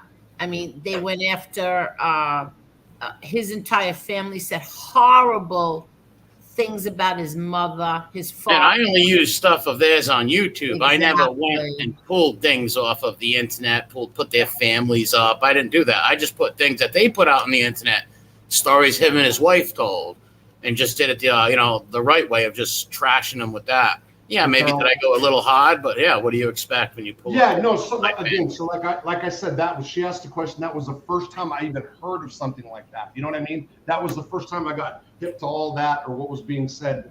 I started getting it afterwards, but I never knew what was going on. Is what my right. I know. So I'm going to tell you what. So obviously, you guys see, I have Marta comes on every once in a while, right? So if somebody was to attack me or say something about her, like I've had her on. However, so when the other day it was Johnny Mack on his show, one of his, I don't even know who the guy was, but he started saying, oh, look at this girl, real bright. She was on one of those Lonely Heart Clubs, huh? Like, what's this girl's? And Johnny Mack knows the story. And then he came in and he's like, what did he do? Oh, something about, I forgot what it was, but the problem was, he knew the story. That's why I was like, man, I don't care if you hit me. I don't care if you talk shit about me. But if you know me or have talked to me and you know the truth, don't put something that you know totally false. Oh, they'll do that. That's all they can The do. problem. And you know what? And like I said it over and over again, you know, I knew Johnny Mac, who he was. It was all, we bonded over the addiction thing. And full disclosure, like I haven't said nothing about FBS and the best. And it's the craziest shit happens to me. I don't go in and like list, like stupid things will happen. I was turning the channel. I heard FBS talking about an addiction show, and his show hit me on some personal things that were going on in my life. And I'm like, I don't want to like him. I swear to God. No, here's the funny part about that. Here's the flip side of that. He'll do an addiction show and it might like say someone like you watch it and like it, but then the next day he'll totally trash drug addicts and put their personal information out there. I get it 100%. I'm just telling you how much. No, I know what you mean. That's all, you know, and that's just the truth. I'm not. And the Johnny Mac guy, here's the funny part about him. Man, he started his YouTube channel attacking FBS, doxing his family. He's the one who got all the pictures of FBS's brothers, nieces, family, daughter. He's the one who got all them pictures originally, started attacking him, and then I guess he became friends with him. These people are nutcases. Like, these are the people who trash your family, everything, and then you just buddy up with them. It's real weird. Well, the reason for me bringing this all up in the beginning was because the Flow guy said he had Rob's social security number. He also kept threatening me to put up my financials, to put up my cars. So that's why I asked him, like, what do you think of people doing these things? Like this guy coming out of nowhere, attacking women. I had nothing to do with him whatsoever. Nothing. The only thing I did was tell people stay away from them. There's something not right there. Stay away. And now every single day, if it's not MRE's a rat, it's John Jr.'s a rat. They're just trying to get attention. John Sr.'s a rat. They have no content. Yeah. That guy, listen, Tony Rape Whistle has no content, nothing. He's doing the same shows for over 6 months. He's terrible. He's not funny. He's an immature, sick, sexual deviant. You know, just look at him. So he's just doing this just for people to talk about him. Well, he twice did a show about Convict Exposed with the same material. Twice. Yeah, and I was like, what the fuck? You know, I was like, what the hell is that? Like, you know, and I've said it before, and I'm like, if Johnny Mac would have called me for those guys at that time, like I would have said, okay, you guys want some material on me? I'll tell you which video to go to. I'll help you guys. I'll give you guys a little bump here. You know, no bullshit, because it's just like, oh, do something that is substantial that you can hit me on. Like they won't. They'll just put lies out there. That's all. Somebody's asking, were you in Butner with Bernie Madoff? So Tim and NC. Bernie Madoff put me on the map as a writer. Bernie Madoff, I became friends with. Bernie Madoff was so normal, it was crazy, except when you talked about financial stuff. Just a real laid-back guy. The only person I've ever seen walk into prison new, with the biggest smile on his face and look happy, like happy. It was crazy, you know? Really? Yeah, for real. And he at one point, his wife was going to come stay in this town with my mom and dad. That's true. So she was getting beat up in the press real bad. We did visits. My mom and dad were down there, and they had up on the farm that my sister now owns. They had a guest house, and they were going to talking about hiding her out there for a little while. And Ruth was a big supporter. So the New York Post would put out these hit pieces on Bernie. They were sending letters to inmates saying that they'll pay them for any information about Bernie, and people were just making stuff up. So I then had the website Convict Inc., and I was just starting at like 500 people. And I started just countering everything that they were saying, and then boom, I went to like 50,000. You know, it was like he blew me up, and I got the first interview that Bernie ever did. However, he did do an interview for a book to some lady, and she put out excerpts, which then came out as the first interview. And the interview I did with him was supposed to be published in New York Magazine in full, but Steve Fishman, who we are friends now, overshadowed everything I did because I set Bernie up with him, even though Bernie didn't like him and didn't want him. And Steve Fishman put out the phone tapes of Bernie. So when they had the phone tapes, anything I did with Bernie was just done, you know? So yeah, Bernie put me in the international. Bernie got me to on the national stage for sure, as far as being able to be a journalist, if that's the route I choose to go. Which I thought I would have done that a year ago, but whatever. I'll get there one day. You know. Cool Madoff story. He's been in there for a while now, huh?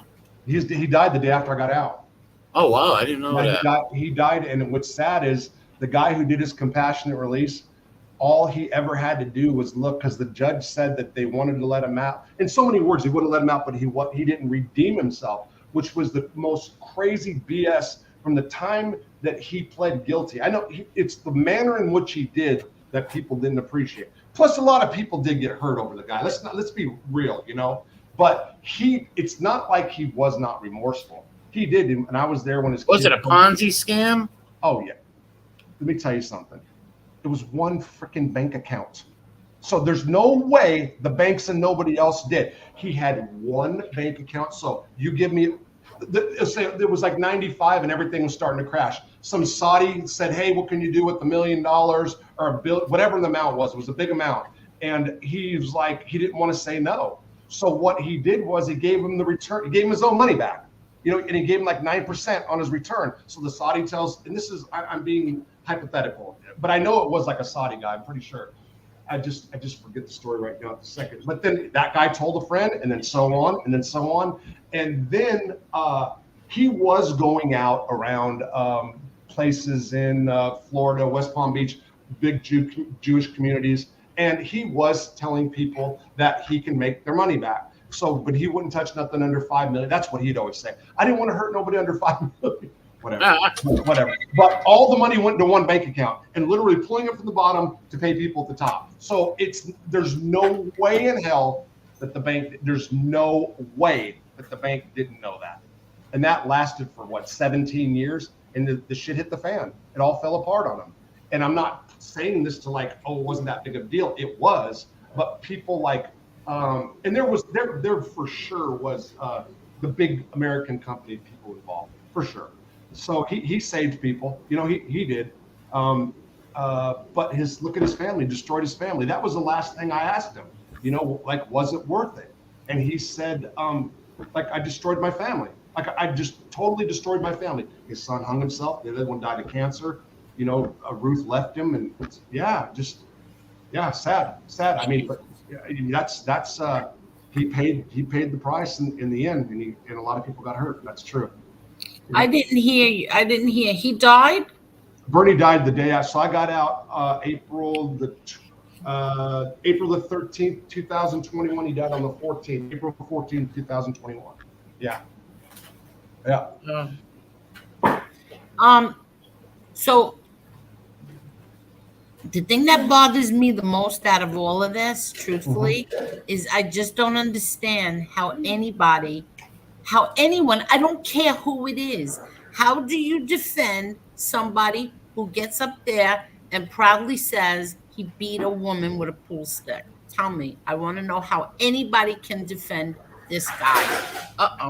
Sorry. Well, and we're gonna, and I'm gonna see to it that everybody knows what he said as much as possible. I mean, who knows? Maybe I'll fail at it, but don't be a Jimmy stuff's not going to fail. There's too many people on me for that. But the SoFlo thing, yeah. So especially if I get the documents where this guy was gunner in prison, means masturbating. If I get that, oh boy, that's everything. Do you have all the documents of his case, by the way, MRE? No, I do have on one of my shows. Chicago Muscle put up his record one time, and I did do a show. I forget the name of it. Something sexual predator. It's on my channel.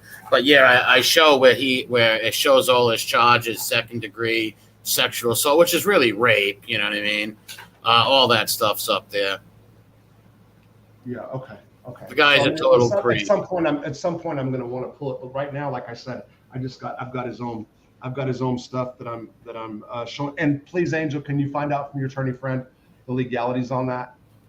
As far as so Jimmy, I don't use his. You can cartoon stuff, and that's fine. So I know that for a fact. But when it comes to that, I don't want to cartoon anything. I want that face. Period. That's my goal is with that, because I want to put the national number. That's what I want to do on the T-shirt. Yeah. Well, he'd be the perfect face of it, Well, I'm telling you. Even with his words saying that, like he's so stupid saying that. Yeah, I beat a woman with a pool stick and I'll do it again. He's trying to like play down the rape stuff. Like, oh, I didn't rape nobody. I just beat a girl with a pool stick. Well, like that's bad. No, I honestly thought I called, and I'll probably call again, but I thought I like let the right person know that was going to really do it, because she was like appalled, and there was some conversation about it. I thought that they were going to really do something, and I guess not. So then he popped back up in my life. As soon as he said about the Social Security, it was game all the way on. Because that's some creepy stuff. Like, listen, I've trolled all kinds of people. Never once looked up and tried to put. Even the people that do that creepy stuff, I don't put none of their stuff out. But this guy's a sexual predator, putting this stuff out. What if he goes and hurts some women or a meet and greet? This guy's a creep. His face should be the face of sexual assault and abuse. Yeah, and so I know 2 accounts he's got into, an Amazon, and what's the other one where they ran up charges. So they actually use it and run stuff up. So it goes further than that. Yeah, he's a huge hacker. Chicago must have looked things up on him, and he was hacking other communities and stuff too. He's the one who drops all these bots in these chats and everything and hacks people's stuff. I know a few people also who's mentioned their phones have been messed with and stuff like that. Well, how is he getting away with it? I don't know why he would put it out there like that too. That's what's crazy. He's not all there. He's a little mesomorph in the head. Yeah. I mean, if he's going to do it, he should shut up, because that's like, so my wife was like, Rob, that's a crime. I'm like, no, I don't even want to hear that. I don't even care. Forget all that. Yeah, I'm not going that route. I'm going in on this guy, period. Yeah. Yes, I am. Anyway. So, can I ask you another question? Whatever. Yeah. Do you know anything about Marion, where my dad was? At that time, Angel? Yeah. No. I mean, I heard that they closed it, that it's not a maximum security. Oh, no. Solitary confinement. My dad was in solitary confinement. Sure. Yeah. And I, was it Bobby Ray Shields? I know somebody that was on the range with them when he died. They did him really bad in Springfield. Really, really, really bad. What you say in the thing, yeah, it was when he got sick and he first went in, yeah. So Marion is now predominantly sex offender yard. It's 80-20. So what does it mean? It means, so there's and I've said this before. There's so many sex offenders are the new crack law. So in the 80s, they filled up the federal system with drug convictions, predominantly low-level crack offenders. So all these mandatory minimums came out, 2 strikes. So the 3rd strike was life. That's what I got. I had 2 prior drug convictions. If you have 1 prior drug conviction for trafficking, you'll get an automatic 20. First one's automatic 10. And then all these guys that got hit with crack. So if I sold 500 grams of powder cocaine, the sentence was the same if I'd sold 50 grams of crack cocaine. So that was taking out predominantly low-level inner-city black guys. So that's what the system got filled up with. Now the tide's changing on the drugs, so they want to fill up these prison systems because it's economics, it's money. So now what they're doing is they're taking all the people that are downloading images of child porn. I'm not saying that's right. I don't agree with child porn. What they're doing essentially is the same thing they did with the low-level drug offense. You're not stopping it. You're taking the easy thing that you don't have to investigate. So these guys who, if you download an image, I think it's like a 5-year man. I haven't seen it. The statute change. I think it's like a 5-year mandatory minimum. So if some guy's on the internet, he's a pervert and he's looking at like barely legal, and then the barely legal looks legal and gets younger, and he downloads it and she's young, that's a crime. And I'm not trying to downplay what I just said. I'm giving an example of how. So you're saying they put a bunch of these weird perverts in the can right now? Maybe they should castrate them first. Okay, yeah. So and here's the thing. But here is the thing. So this is kind of a little conscious. So here's I looked at the stats on it, right? Because these guys all say, because I was in Butner, and the unit I was in, Georgia Tech, like half of it on the other side predominantly was sex offenders. Most of them are all gay. That's what they say, that they're not really child molesters or gay. And then they say that they all have like they're innocent. They didn't mean to do it. They pushed a girl's nipple, and then something younger popped up. Like there's these ways that it happens. I don't know nothing about it, but they all have this thing. And then they all started saying, well, if you look at the charges, I heard this over and over again. Very few people that download images actually do a hands-on crime. And I was like, bullshit. You're just waiting. That's just the first step. But I looked at the stats, and it's really not like a lot of the guys that get these charges go out and do hands-on crimes. I'm just putting that statement. What do you think we could do to remedy that? Like, what do you think? Wow. So man, it's they got to go after the bigger people, like the people that are making it, and like really. But the problem, even with rape, we've got so many DNA kits that, like in lockers all out throughout the country. It's time and money. It's how easy is it to hit a drug dealer? Everybody tells on each other. I mean, 90% of them do. So it's easy. The cops don't have to do no work. You get some pervert that's doing this off the internet. It's very little work. The conviction rate's high. I can't say I am currently, but I have been involved with a foundation called SCARS, Saving Children and Reviving Souls. My friend started the organization. It is bringing awareness to children that have been sexually and physically abused. And I have seen stats that will make you cringe. Only 13%, that's in this state, in Arkansas, 13% of crimes against children that were investigated by law enforcement, which were then given to prosecutors, the prosecutors actually brought before the court. So only 13%. Drugs were 98.6. So all these kids now, and then we can look why. Okay, child witnesses are bad, blah, blah, blah. A lot of them are rich. A lot of them are wealthy. A lot of them are connected. That's kind of the truth of the matter. So listen, if the Fuhrer would have won the war and he would have made me Lieutenant Fuhrer right now, all sex criminals would be castrated immediately. Right. But no, that is amazing though. That they're filling the jail. So basically, all these jails, you have to nowadays bunk with a sex offender and stuff. Okay, now? So it's not in every not every prison. So in the max, the USPs, you've got Tucson. You've got USP Terre Haute, which is a big tranny. So they're going the binary people, the ones that were born men but now they're women after they get convicted, in a sense like they're giving them hormones. So psychologists are saying that they need hormones, so they're turning them into girls. And there's like 40 of them at Terre Haute. So Terre Haute, Coleman 2, and Tucson. So there's 3 maximum security prisons that have a lot of sex offenders. And what happens if you hit one, Rob? I didn't mean to cut you off, but in our state, in the ACI, if you punch a pedo, you get like 5 years. That's what it is. That's what it is. Now it does take staff to push that, because a lot of staff don't like them either. So it just depends where you're at. Marion, I think if you put hands on them, I think you automatically get it. But then there's other ways, like he stole the candy bar to my locker. You know what I mean? Yeah, so they try to press hate charges on the inmates. Let's say if he punches a pedo and says, "Oh, I hate this pedo," is that technically a hate crime? Because a few people said that that's how it goes now. I don't know if it was a hate crime, but it's a crime against a sex. I do know the statute. I don't think it's considered a hate. It's equivalent to, but I'm drawing a blank. I'd have to read the statute to see it, but it's equivalent to it, yeah. But you cannot do that. And an informant. There's technically you can't do that to an informant either, a known informant. Angel, somebody asked me a question. I'm reading, okay? Yeah, go right ahead. Scott Coutu, serious question. Do you respect Joey Testa? I don't know how many people have heard me that watch your show, Angel. And here's my issue with Joey Testa. Joey Testa was a friend. Joey Testa was the nicest guy you'd ever want to meet in the world in prison.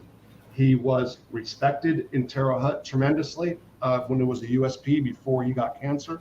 When he went to the hospital, he was a butler, beat stage 4 cancer. Thought he was gone, he beat it. And then he was at Butner FCI 1. At the FCI 1, he was like the mayor. Joey knows every staff member's name, he doesn't forget them. He knows their family members. He talks to them, staff and inmates, okay? He then realized where he was at. He wants to get out, I think, whatever. So he was very friendly to sex offenders, which turned me off in the beginning. I got used to it. Joey's the one that calmed me down and to stop like hating sex offenders. We were friends when he left Butner 1. They transferred him for whatever reason. They wanted him at Butner 2. I got transferred 3 years later and went to Butner 2. At the time, I had already got my international attention with Bernie Madoff. I had a website that was popular, and I was writing articles. I got into it with a staff member named Bronner. It was an SIS guy who put his foot on my neck. The more he would put his foot on my neck, the worse I would write about the Federal Bureau of Prisons. As I was writing about the Federal Bureau of Prisons, Joey Testa was helping me with stories. Joey would, so I did a story that people beat me up for it on the other side too, what you would say, the other side, about the illegal tobacco trade in federal prison.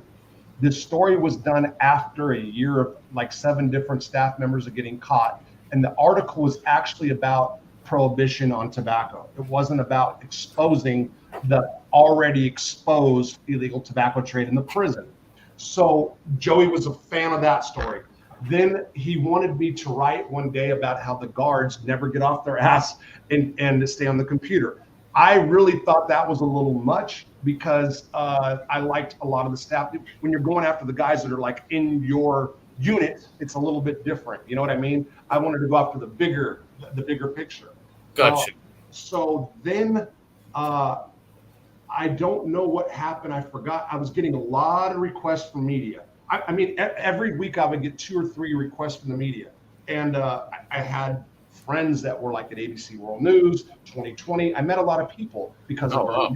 Yeah, no, really. And some of them I talked to today. So, believe me, I'll be talking to a couple of them about SOFL here soon. So I just want to get everything lined up. So as I got more connections and the media became more interested in me, they were getting just pissed.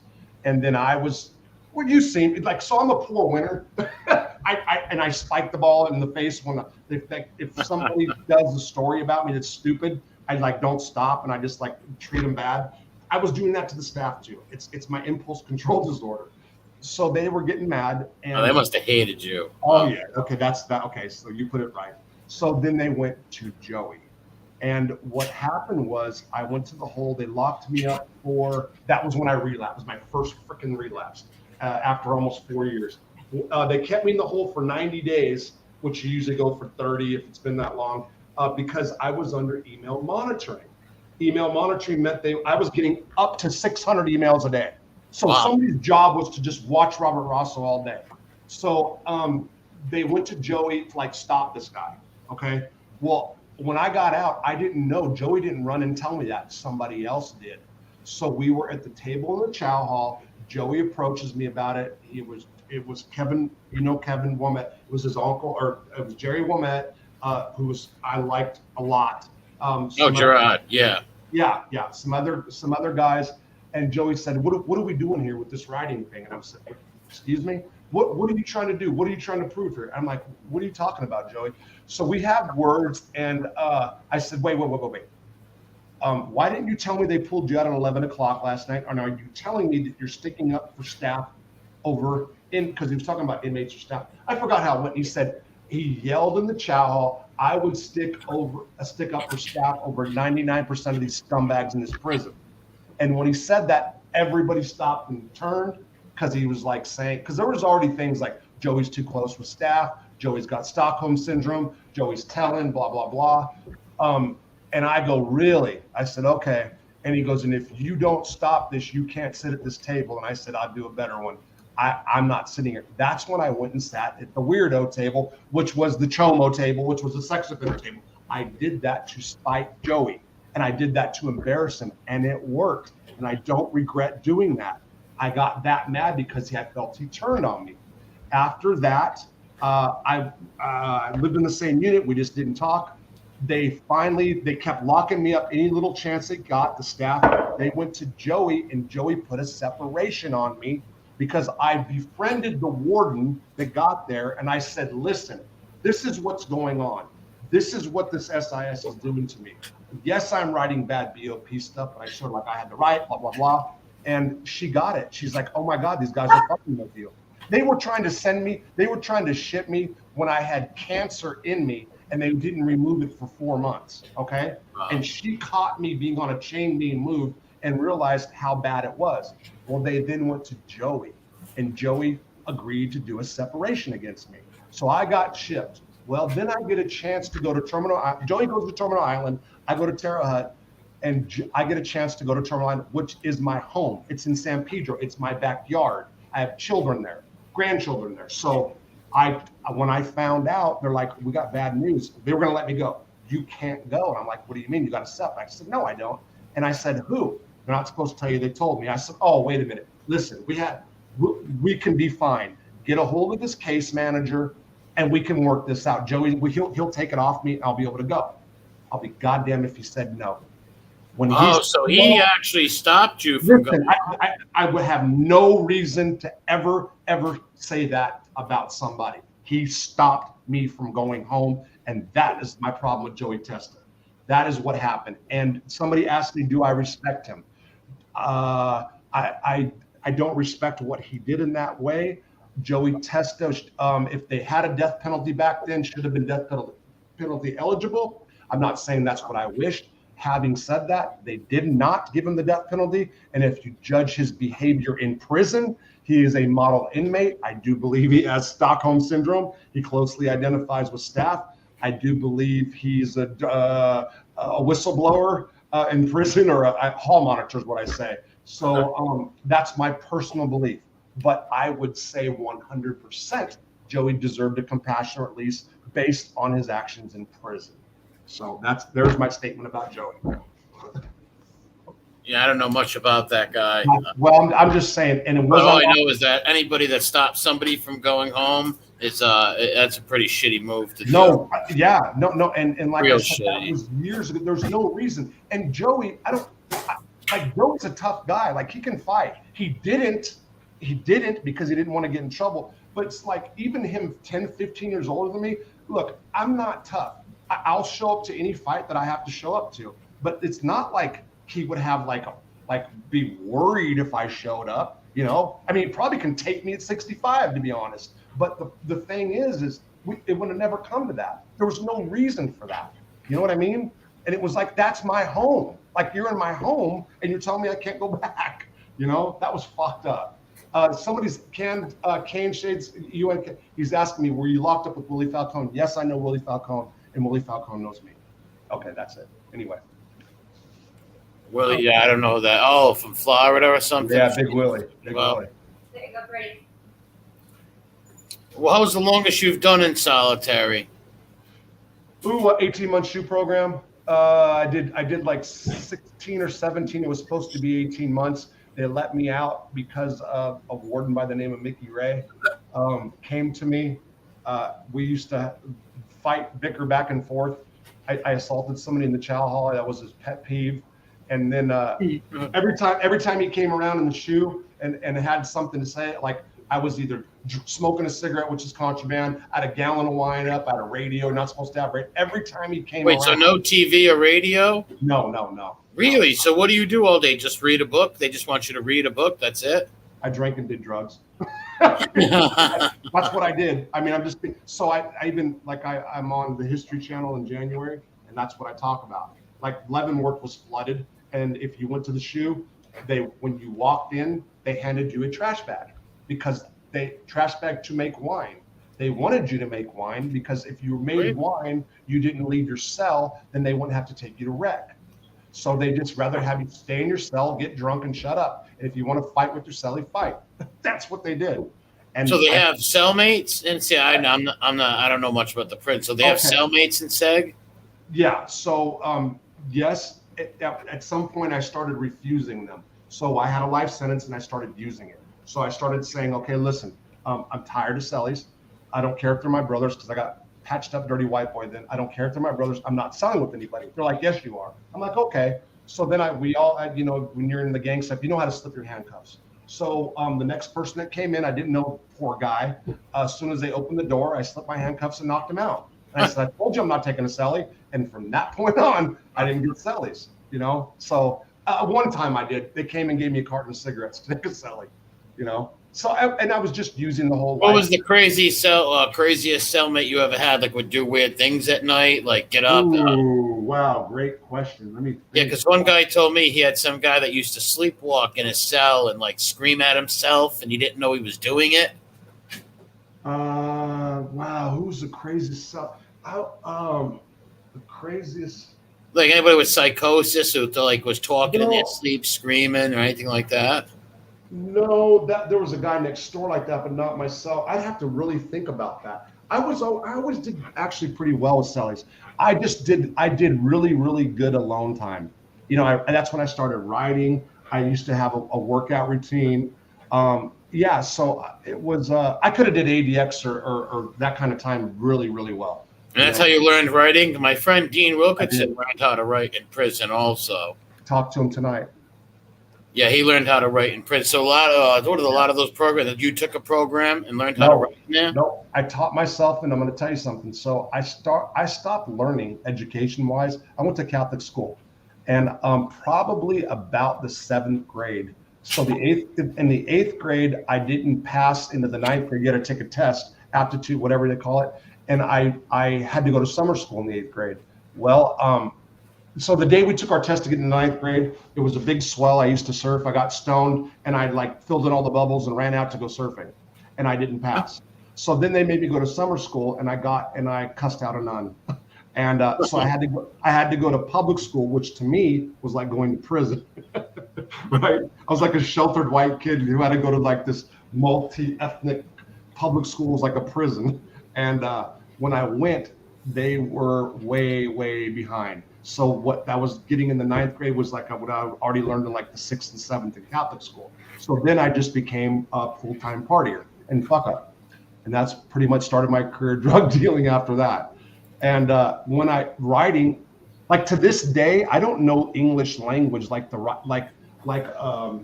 know what a noun is, a person, place, or thing. I know a verb, adjective, but I don't know sentencing structures or whatever. I taught myself how to write, and I literally did it, one word, one paragraph at a time. I would spend months writing a page, and it was originally going to be a book about Leavenworth because I read The Hot House. I started reading a lot for sure, and I thought I can do better than Peter early in that Hot House book, and I never. So I've got a 1,000-page manuscript. I got 3 other books that are finished that are white trash, dirty white boy prison books that are just not published yet. Interesting. They will be at some point. Look, and I can't repeat this enough. So everything was good my first 6 months I got out, and then in the beginning of January, my dad passed away, and he had diabetes, and it was really it was better. Meaning, so I keep forgetting what he had. It's worse than Parkinson's. It's what Dudley Moore had. If you ever Google what Dudley Moore had, it's just terrible. But after my dad died, the family issues of it's just been real fucked up. So it's been a hard year. Thank God I got Marta. I don't know how she. She's a beautiful woman. She really is beautiful. Yeah, lovely woman for sure. Hey, let me tell you guys something.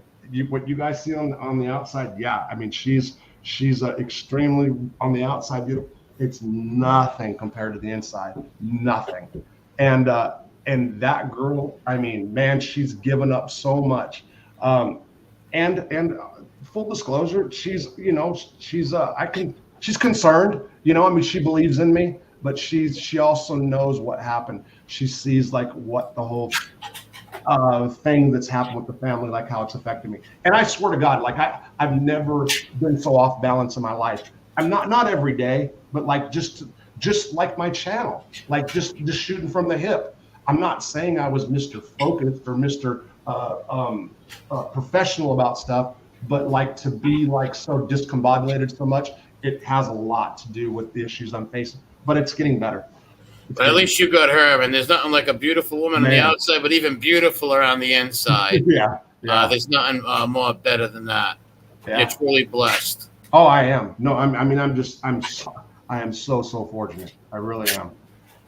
Robert, how long are you home now? So I got out April the 13th, 2021. When I came home, it almost felt like I never left. It was weird. So again, I'm from California, but I moved to Arkansas when I was 22, and I just kept going in and out of prison. So I had been busted twice before, and I had a parole violation in between. So basically, since I was 22, I've been in and out of prison, haven't been on the streets all that much. 1 year I was out, I caught the conspiracy with the life sentence. So I did 23 years, 8 months and a day. And Marta, I met in 2010. We became a quote couple in 2013. I knew somebody who knew Obama. I was supposed to get out.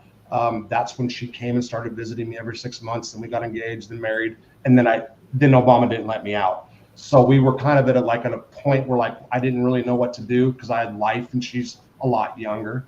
And it just so happened that it worked out that I got out on compassionate release. And she wasn't able to get here for 4 months. She couldn't even fly here because it would have screwed up her immigration. And so she came 4 months after I was out, and she was really, really happy with it because we live in a small rural hick town. Okay, so It's different. She's from Barcelona. She's a city girl. Everything's big in America. It's smaller, like the apartments, like the places there. And so she liked it. It was cool. And then the whole family thing happened. And, it bummed her out because she's seen all the things that's happened to me. So it didn't all start. My family stuff started straight up over real estate. And just one sister who I've been close with all my life was high, was high on meth and was like, just said some stupid shit. And it just escalated and hasn't stopped to the point to where I don't have my family anymore. It's sad, it hurts, but I can't, like the two sisters, never, ever, ever again, no relationship. I just started talking to my mom the other day. You're kidding, really? That's good. Yeah, it is. Yeah, so. Yeah, but anyway, I'm not trying to get sad. It's just so. My point is, it's like so. My sister was living in the house that my family gave me. She got evicted. It's sold. We'll get it. It's already done. So that's the next chapter is about ready to start. So I'm just kind of waiting for a couple of weeks to get the next chapter started. And what is your next chapter? So we're going to take some of the money and I've got other lots in this town, and we're going to put some. So they got little cabin type houses here, and we're going to put about 3 rentals up. We're going to put 3 rentals up, do 1 flip house, and we were going to move to Fayetteville, which is about an hour and 20 minutes from here. The problem is, and I wanted to do it straight up for probation reasons. My sister's on federal parole. We have the same probation officer. There's a conflict. They love her. So, it's really affected my probation. However, I got a good probation officer. It's the supervisor. We just come to a good place a week ago, but it's been like a bad 4 months. So I was going to move to Fayetteville, but my wife really likes her job. And her job is in Fort Smith, which is 45 minutes away. Fayetteville would be a little too far. And so we're going to move so we're going to keep this place down here. I'm never going to get rid of a place down here in this area. And this will be like the weekend spot. But I'm going to move up to the city area because she needs to be in the city. She's a walker. She likes to go look in shops and stuff. I would like to go to Hot Springs. It's 2 hours south of here. I've lived there before. I love the town, but again, she likes her job. and she works HR right now. She does drug testing. But Really? Yeah. And people that have talked shit on here have got my wife to randomly drug test me because she's never done drugs. She's never done any ever. So, if I'm acting different because of whatever, like then she reads some comments. She's like, am I being stupid? Like her mind plays tricks. Yeah. So it's cool. It's cool. That's why I laugh when people say stuff. I'm like, no, the bouncing, that's me. How long have you been clean? I'm not clean. I drink. I want to be clear about that. But drug. What was your drug of choice? There is none. It changes constant. It's changed constantly. All right. So last time you've done a hard drug like that? I fell in love with opiates in prison. I started doing heroin in prison. Never have seen heroin on the street to this day. Never used a needle on the street to this day. In prison, I did for 10 years. How does that get into prison? COs probably, CODs. It's so visitation room, mail, COs. Now they do drones, all different kinds of stuff.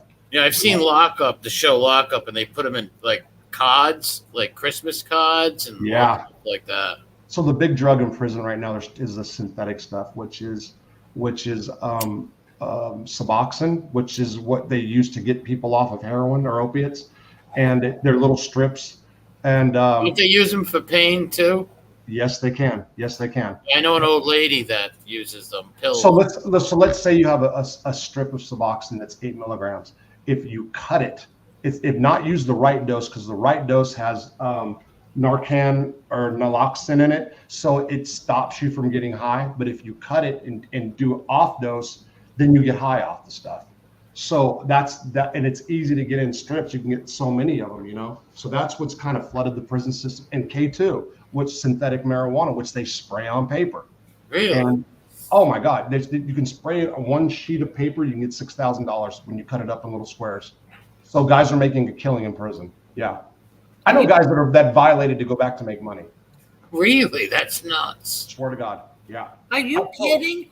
You're saying they violate just to go back to make money? Well, let me tell you this. When I got released from prison, and I'm going to put this number at 65% of my unit. It was COVID time also, so that changes everything.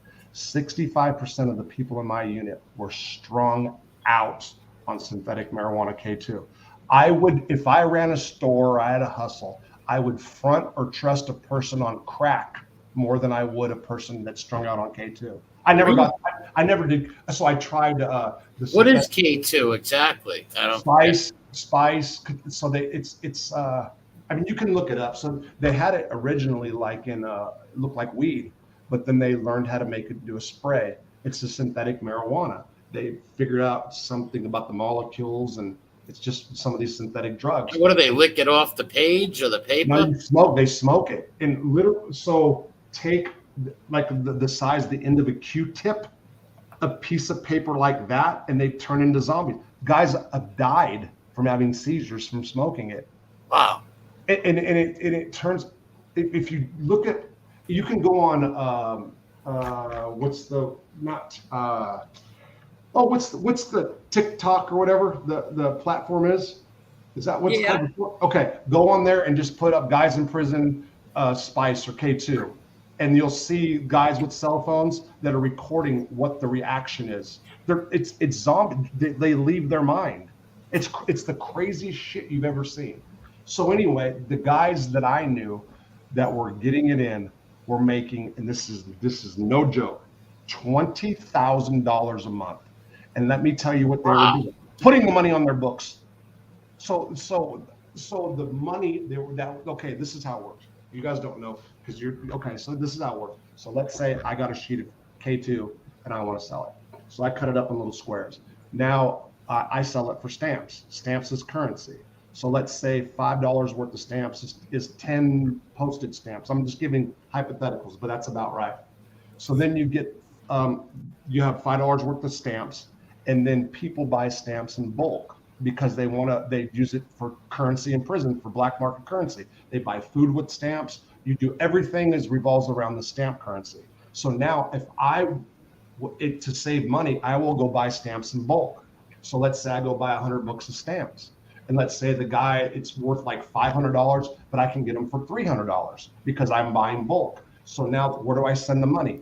I either send the money off my account, I have my family send it to the guy's family on the street, or I have my family send it to the guy's account. It was so flooded and they were doing nothing about it that guys were so bold, they were just having people send money to their books. They were not prosecuting because of COVID and because the U.S. attorney in that district would not take prison cases on. So when that happens, the staff just gets discouraged. And I'm not advocating for staff to go bust people, so don't get me wrong. I'm just giving you the facts of what happened. So what happened then was the staff was just like, fuck it. I literally heard the warden come in, and because I was the white rep for M Block in FCI Terra, the warden came in and he said, look, I don't give a fuck what these guys do. Let them drink, smoke, do whatever. Just make sure they're not, when they're flopping, they're not dying. Don't bother them. Don't go bust their shit. Let them go. Because it was so stressful during COVID. No visits, locked in the cells all day. The warden's just like, who cares? You want to get high and flop around? Go ahead. You want to get drunk? Make all the wine you can. You know, that was their attitude. And you also said drones. They used drones. Okay, yes, they have, but I have not. So there was one that dropped on our yard, but I have not been a part or seen that. But yes, they use drones and drop. Think about how easy that is. You know, so you go. Don't they have some radar that could catch the drone or know what's going over them? Probably in newer prisons, but you're talking someplace like Terre Haute that's been around a while. You can go right to the river, and I'm just guessing. You can fly it at nighttime, drop it in the middle of the yard. The guy goes to the yard at 6 a.m, does a round, and there's his package. It's that easy, you know. If you got someone in the outside to do it. Yeah, I seen a few things. I think it was on like YouTube saying that people got busted for flying drones over prisons and stuff and dropping things. That's nuts. Yeah, I'm reading the comment. He said the most disgusting things, Johnny Mac, about FBS Wyatt. Yeah, he did. Now they're friends. Yeah. He started. He started his channel like he's attacking him and the wife. Carol, I just want to say that Arthur's gone. I see what he's doing. I'm sorry. Go ahead. That's okay. What happened? What happened, Angel? What was? No, Arthur was. Arthur was bothering the women in here. Yeah. Okay, I got you. Arthur's one of them pervy guys. so it's like one SoFlo undercover. Yeah, he's a SoFlo. Yeah, he's don't be a SoFlo. He's a total rape whistle. Yeah. What's up, old school Mike? Yeah, I was just gonna ask you something, and Arthur, Arthur, I wanted to ask you something. You asked about surfing. No, I wasn't asking him about you said the surfing question about Surfing USA. No, I did not. Yeah, I grew up. That's all I did when I was a kid, is surf for sure. So is that why, like, what was it? Not Call Links. Call Links is for federal. Yeah, JPay. JPay. Everything is with stamps with JPay too. Yeah, that's different than that's set up differently than Core Links, but yeah. So I use JPay for somebody right now. Right, because it isn't JPay is state and Core Links is for federal, right? Yeah. And so when did you get a package every month too? Like the no, in California prison I got one every 3 months. So in California they used to send packages in, but never in the feds. Never in the feds. No. I know not the feds. I mean state. So you in California, you only get it every 3 months? Yeah, we got a 70. They dropped it to 30, and then an extra one for Christmas. So I think it was 70. So that was 1995 and 6. It was 70 pound every 3 months. That can be clothes and food. You know, yeah. I'm really surprised because I would think that California would be more liberal. I like to have more. Yeah, than New York, because I mean, here that you get one every month, 30 pounds every month. Really? Yeah, my nephew gets a package every month. Well, now he's not in state anymore. Oh wow! I've seen some cool documentaries on like the surfing down there in Florida, and like there was in the 80s there was like surf gangs fighting other surfer gangs.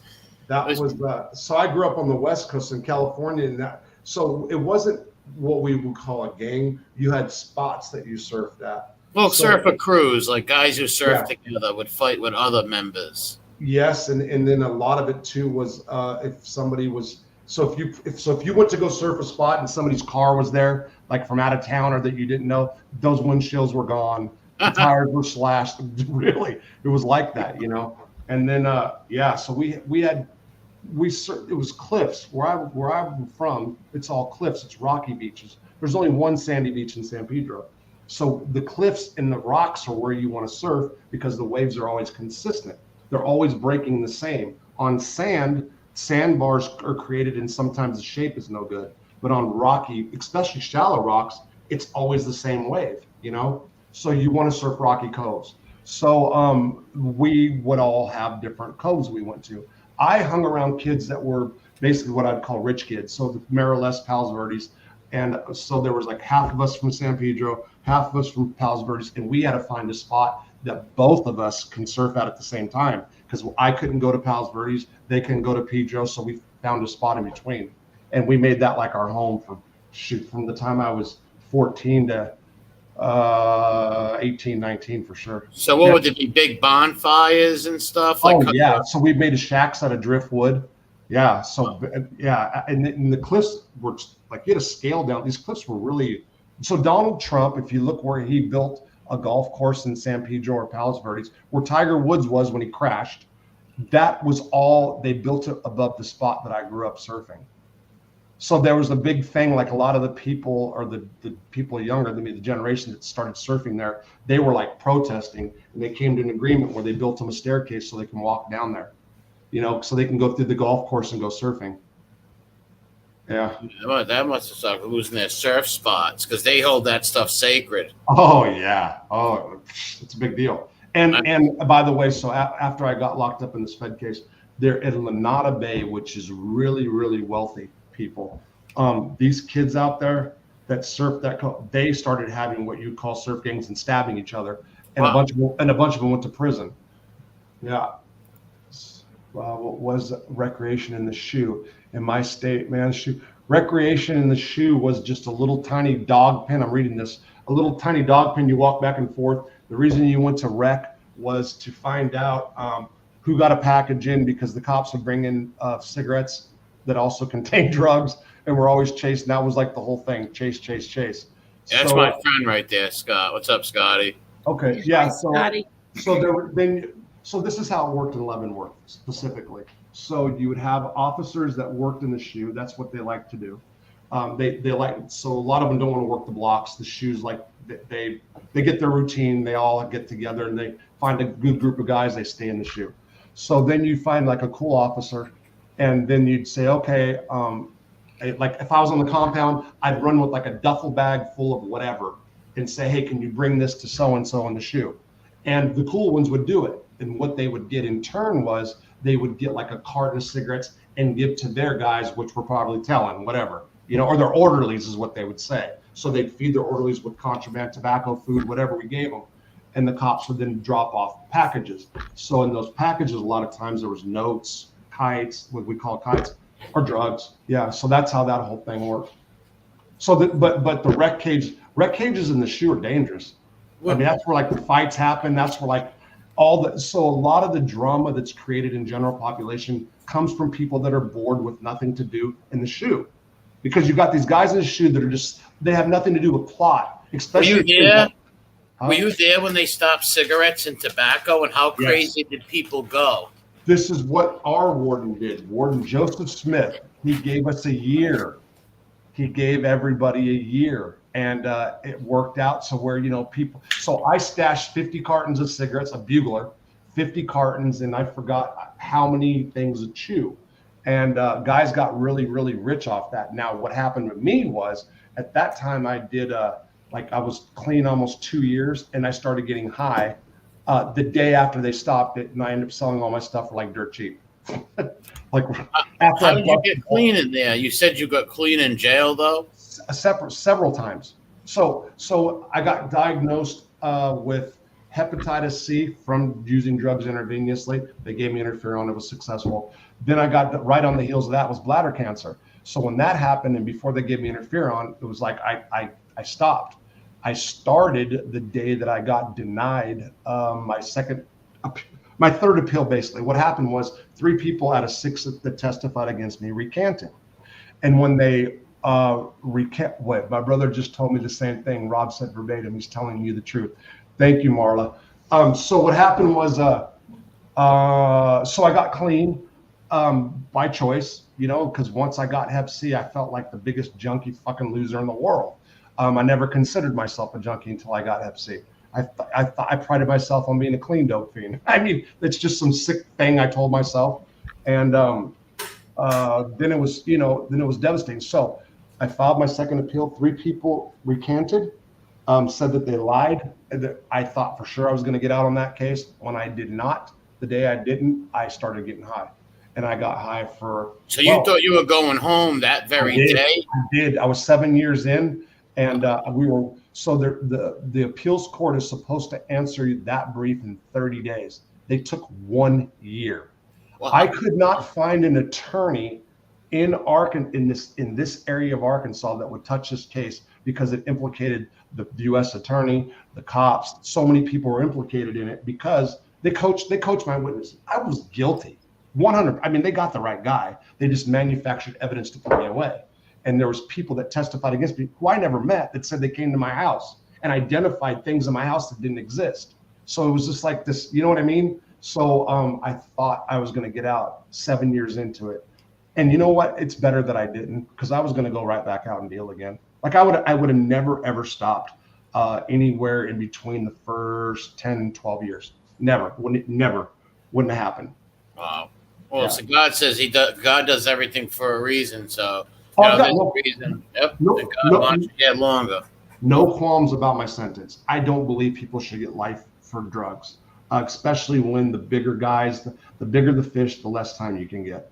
Wait, so you were the California 3-strike people? Were you one of them guys? Like, back then, if you got caught with like 50 bag of weed 3 times, you go to life in prison. That's amazingly sick. So I fell into the equivalent of that, which was basically the federal 3 strikes. That is, if you had 2 prior drug convictions, your third one, they can file an enhancement and it's mandatory life. When I got arraigned, the magistrate told me, your sentence is mandatory life. If I would have pled guilty, mandatory life. Go to trial, mandatory life if I'm hit. So that was that never happened in this state. I was the first person. But yeah, so it was, it was a trip, because they did offer me at the end 2 years to tell. They really were set on 5, and then they said 2 years at the end when I said no. And then they gave me life because I didn't tell. That's crazy, right? I mean, it really, when you think about it that way, it's crazy. But I don't believe people should. I don't believe in so I know people disagree with this, but I don't believe that there should be a sentence with life without parole. I think there's a lot of people that should never be out. But the thing is there's a lot of people that you would not, that do, people get old, people do change. And like, again, I'm going to go back to Joey. Joey Tess is never going to get out and commit a crime, and I know that he is accused of like 20 people and doing bad things. But if you're looking at it from what the prison system is supposedly designed to do, rehabilitate, he's remorseful. He fits all the 3. There's 3 criteria: remorse, rehabilitation, and you can't be a public safety factor. He fits. You know what I mean? So I believe the European model on the 30 years is pretty decent. But again, that doesn't mean everybody gets out. So people get a little confused. So I don't believe in life without parole. And that's what I had. I had life with no chance of release. And then Donald Trump, of all people, got or Jared Kushner, whoever you want to say, got the First Step Act passed. And that's why I got out. Yeah, it's crazy. Wow. Yeah. I think I just blocked somebody by accident. I'm not sure. But I'll check it tonight when this ends. But those California laws are crazy though. Like the 3-strike thing. It's like if you get caught stealing, like say a bicycle 3 times, you get life in jail. Now, are you on parole for the rest of your life? How's that work? So I'm going to answer the California. So the California thing worked like this. It was that little girl Polly Krause, what was her name? So a girl got abducted by a 3-time sex offender. Her parents have been advocates against 3 strike laws, by the way. They pushed for tougher sentencing. So it started over some sick fucks that kept getting out and repeating child crimes. So he went in the house, snatched her out of the window, raped and killed this little 8-year-old girl. Yeah, wasn't it Polly? Her name was Polly. Right, in Petaluma, California. Yes. So then they pushed for the 3 strikes, and then this is what happened. Just like the drug laws. So what happens is a guy, the first one, he stole a pizza. Then he had a violent crime, an armed robbery. Then he had a drug conviction, mandatory 25 years. So it's not just like 3 drug convictions. It wasn't. They had to have at least one serious, not even serious, I think it was. But you can have like BS pizza crimes, you know what I mean? And then just everybody was coming in California. Right when I was leaving, so many guys were coming in with 25 that their crimes were petty, you know? And it was crazy. And the feds, all the guys that are doing, so there's about 3,000 lifers in there for non-violent drug offenses. Most of them, a lot of them never seen a kilo. A lot of them never had more than 10 grand, you know? What they do is they'll say, okay, perfect example. I got a friend that there's 5 of us that had life that got out to do law work, right? One of them is going to be an attorney, 60 years old. This guy loves the law. Right now on federal probation, 3 days a week, he goes to court and watches arraignments and sentencing hearings. Okay, this is what he does. He's got a case right now. He's watching a trial. The girl was a gram dealer. All she sold grams of heroin up in Springfield. They've got her down selling 10 kilos. Okay, because of people said that they bought drugs from her. She got caught with 2 grams.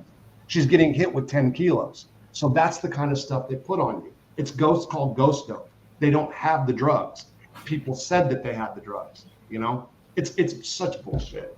And the other, you asked me one other thing, Amari. What was it? Did I address it? You're on parole. You're on. Oh yeah, 10 years. So here's what it was. The judge gave me 10 years.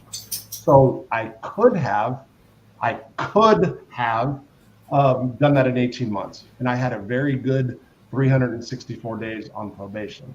And then the family drama started, and that escalated into local law enforcement, which escalated into county, and then higher, and then federal probation. And now I was going to go to Spain for Christmas, and now I'm not. So I have to be humble and suck it up, and yeah, frustrating. Anyway. I just don't understand. Like, you can hurt a child and do less time than somebody who sold drugs. Yes. Oh my God, Angel! And if you looked at that sickens me. In different states, okay, so the feds. There's the Adam Walsh Act that will keep people that they deem sexually dangerous in prison after their sentence. There's harsher sex offender laws, but it's not because of kids. It's because the drug laws are loosening, and they're finding ways to put people in prison. And again, if it sounds like I'm advocating for lesser crimes for child molesters, it's not true. It's just I see the pattern of what's going on. And when you look at certain states, yeah, they can. So Arkansas, for example, you cannot plead your way out of a DUI. You cannot. Okay, you can't get a lesser included offense on a DUI. You can plead your way down to a misdemeanor on a child rape. It's complex. Wow. I don't want to get into it, but where you're not a registered sex offender, and you can do probation, where you cannot plead off a felony for drunk driving. It's insane. So there's all across the country, and like I said, I was involved. I'm not saying I won't be again with scars. A good friend of mine also affected with the family stuff, and I mean, it's another terrible thing. My family dragged him into the stuff too, so it's just another long story. And as I keep saying, my family, it's 2 sisters. 2 sisters. My mom was in it for a minute, but that's it. That's what happened. I just want to say something to this person, Chusuck. Listen to me. anybody who hurts a child, first of all, I think that their hands should be cut off. Yeah. Let alone doing less time than somebody who sold drugs. Sorry, that's how I feel. Okay, so Angel, I don't know what you said, but this is what happens. I'll guarantee you this is what was said. I've heard it so many times. Okay, so you're talking about sex offenders. What about people that sell drugs that cause people to do something to children or something like that? This is what sex offenders in prison said all the time, that drug dealing was worse than sex offenses against children. No, so sexual offenses against women, children, anybody is the worst crime on the planet. That was their go-to, and it was usually like, okay, so we especially the guys that have done so I worked in the law library, okay, so I heard different stuff, especially by the guys that were civil commitments, because they shared across. There was a wall that they shared, the law library. So one of their things was the person who molested me was on drugs. So therefore that happened. And then because of that, that's why I molested a child, was because of a drug addict. And it all started from a drug dealer. So I mean, I get what they're trying to say, but it's like a big stretch. And it's usually a person that had a sex offense or that's pro-sex offender that makes those kind of comments that you just read, Angel. So that's usually what happens. I know, it just makes me sick that they will like child predators, that it's like no big deal anymore. They want to make it a sickness. They're trying to like pedo apologists. They're trying to do that nowadays. Yes. So I used to troll this guy. I don't mean to cut you off. I used to troll this guy called Todd Nickerson. They called him the virtuous pedophile, and his whole thing was, give me my sex pornos, my child pornography, and we won't hurt nobody. Wow. So yeah, that's yeah. So Marta was also telling me. So she was, TED Talks. You're familiar with those? I've heard that. I don't know what it is. So TikTok. Yeah, I've heard of it. So TikTok. I said TED Talk. No, the TED Talks, the technology, entertainment, and whatever. It's it's real liberal stuff, right? So like, what's the girl that just got busted? The Silicon Valley girl, the one that the fake Farron, or that was creating the fake stuff.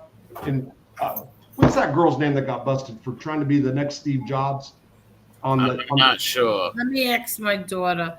So yeah, she's the one that got in trouble for saying that the blood test, you can go into any store and get a blood test and tell if you got cancer. One from that show. What's her name? Yes. Stafford played her. It was. I just watched that show. She's gonna Google it. Yeah. Elizabeth Holmes. Elizabeth Holmes. I think that's. Thank you, Elizabeth Holmes. She's spot on. So Elizabeth Holmes. So she did TED Talks. So it's it's the progressives. That's what it really is. It's like people that they're deep thinkers, and they're gonna show us the way of the new world. Blah blah blah. One of the issues is the LGBTQ community. And in Europe, they have been talking about introducing LGBTQIP community, pedophilia. Ugh. So be on the lookout for that down the road. Marta got me hip to that, and I couldn't believe it. And she showed me some stuff, and I'm like, oh, no way. They're trying to make that like the norm too. Yeah, they want to put they want to classify pedos and chomos as like gays and stuff. Yes. It's real sick stuff. It's Sodom and Gomorrah. It's the Book of Revelations. It's disgusting. Yeah, it's yeah. So it's anyway. Well, it's a crazy world. What time you got, Angel? It's late there, huh? Yeah, 1 o'clock in the morning. But this is what happens on here, Rob. We go 4 or 5 hours, sometimes 6. Really? Do you really? One time 8 hours. Remember that, MRE? Yeah, I was here for the 8-hour showdown. Okay, so I'm trying to. I mean, you don't have to stay. No. I'm gonna go in here in a second because I gotta get up and go to court in the morning. Oh wow! Wait, I just want to know one more question. Sure, okay. Yeah. So, are you a banana person Go ahead. or pineapple? Wow. Wow. Am I a banana or a pineapple? So I actually have a banana and a pineapple in the other room right now. But did you know a banana is a happy fruit? I can't. Yeah, Maybe buy her bananas. but bananas on my counter. But eating just one can help relieve irritable emotions and anger. Oh, jeez. I don't. That's bullshit. Bananas in pajamas. What What'd a you say? crazy pair. Well, and Okay, hold look at on. this, I'm Rob. going to tell you. I'll tell you what. I have a brand new bushels out. They call them bananas. I will tomorrow. I will all 5 days this week eat a banana for breakfast and tell you if I'm a happier person without Yes. any issues. I've been doing it, and this banana wants you to be happy. Look, it's even smiling at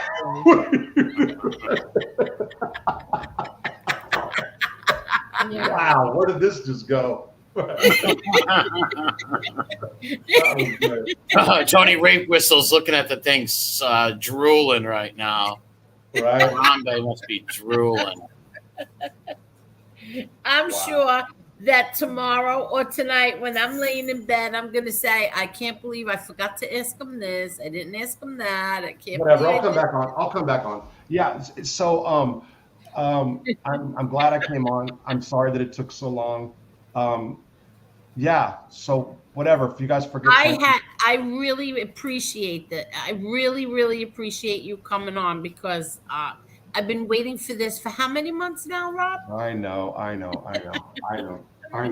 Yeah. I can't. It was good talking to you, Rob, and I'll keep you in my prayers. Okay. Thank you, guys, and I'll talk to you guys soon. Call me anytime.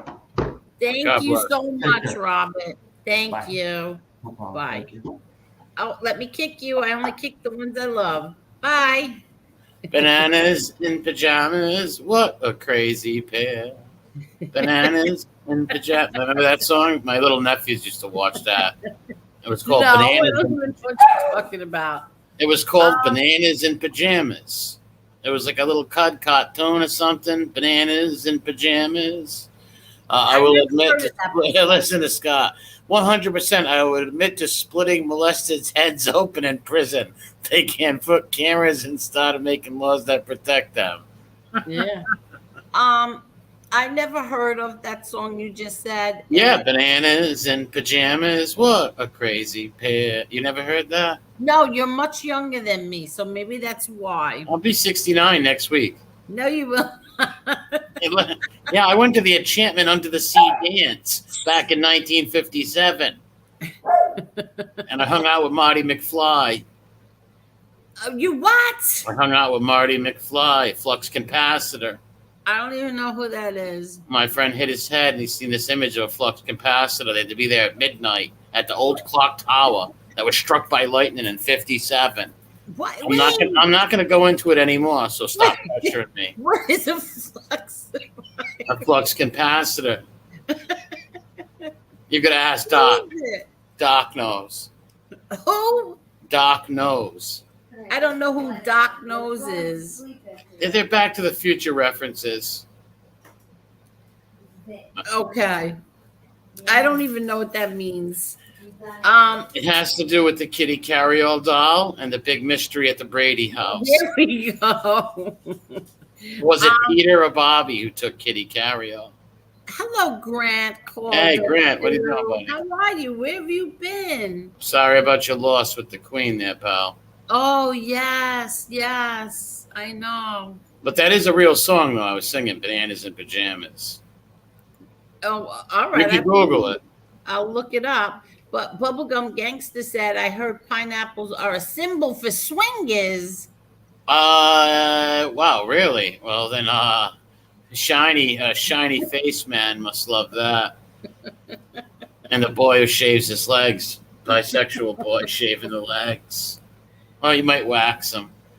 I got a good video on wax on, wax off. I got to do this week, where he's reading off a teleprompter. I'm looking forward to China being really good economical with Taiwan. It's weird. What? He's reading like politics from this weird teleprompter with his head tilted to the side at a kitchen table. Is he? Oh, that's old. He's not back yet, right? No, it's Baby Aledo trying to be a politician. Yeah, I know. I don't think that's. No, it's a recent one. Are you kidding me? No, it's recent. Oh God. Yeah, he's talking about like all crazy stuff. He's out of his mind. Politics.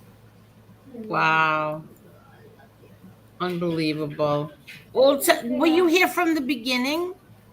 I could have been. I could have been here from the beginning the whole time. Why? No, I just want to know if you were here from the beginning. How did you enjoy? I mean, how did you like? You know, the whole him coming on and everything. You know. Oh, from the beginning of Convict Inc. joining. Yes. Oh yeah. I listened to the beginning of that. I was in here earlier, also the beginning of that, until I heard you say you were going to punch me in the nose. Then I was. I never said that. No, I mean seriously. No, I did like it. No, it was a good interview and stuff, and I liked it. I enjoyed it. It was good stuff. Yes, me too. I like Rob. I said it from the beginning. I liked him. It's weird because I said it from the beginning that I liked him, and I said it from the beginning that I didn't. Those other two guys were fishy.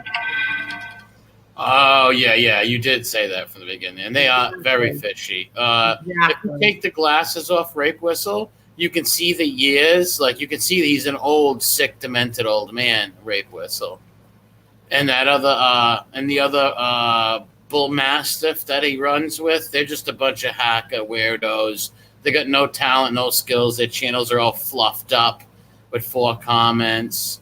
Repulsive human beings. And I'm going to enjoy his face being the face of sexual abuse. Yeah, I think it's really sickening that you are bullying women. And now you're trying to you're telling this guy you have his social security number. Come on, these people. This is wrong.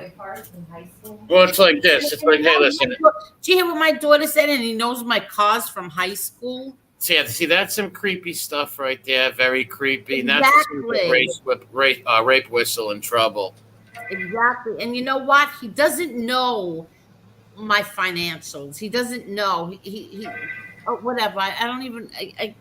He doesn't know who Gotti, put it that. He's just throwing out there anything that will stick. He just wants reactions. Exactly. He just wants people to talk about him because he's got no fans. I don't own anything. I don't own anything. What do you own? First of all, I do own. I just sold something, and I'm waiting to sell something else. It's in contract right now. But what does he own? I want to know what he owns. That he sold. Maybe just a cot in Tillicum's basement. That's all. Old bums like him look for insecure women to live off of. Yeah, exactly. They're very sick people, and they love the attention, and they'll make anything up, throw anything at the wall that sticks. But and it's like, you're literally Mr. Rape Whistle. It's like, come on. Like, there's the crimes that you can't forgive is any sexual crimes against people shouldn't be forgiven. And to anybody to watch a Ripper just blows my mind. Yeah, exactly. Blows my mind. You know, I was watching his show. Right, I was just sitting here and said, "Oh, Convict Inc. song. Let me watch it."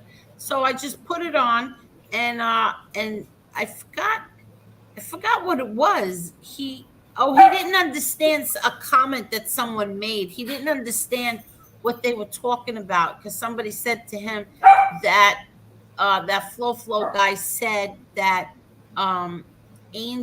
Rob was only being friends with me because so I could get him in Hollywood.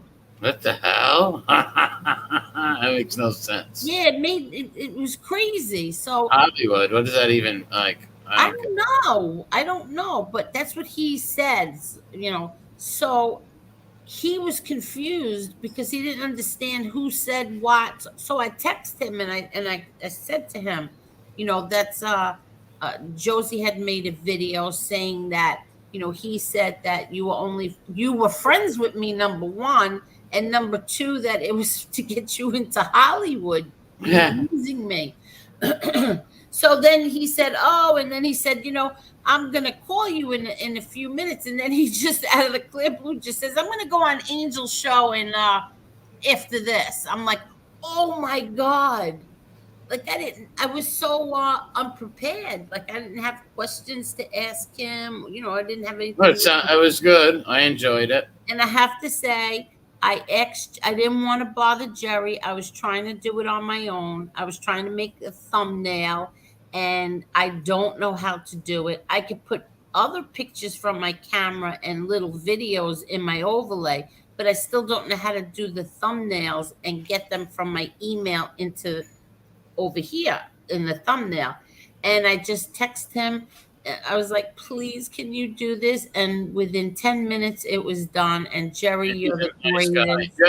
You ever read that book, 8 Seconds to Make a Thumbnail? It's sort of like 8-minute abs, but no,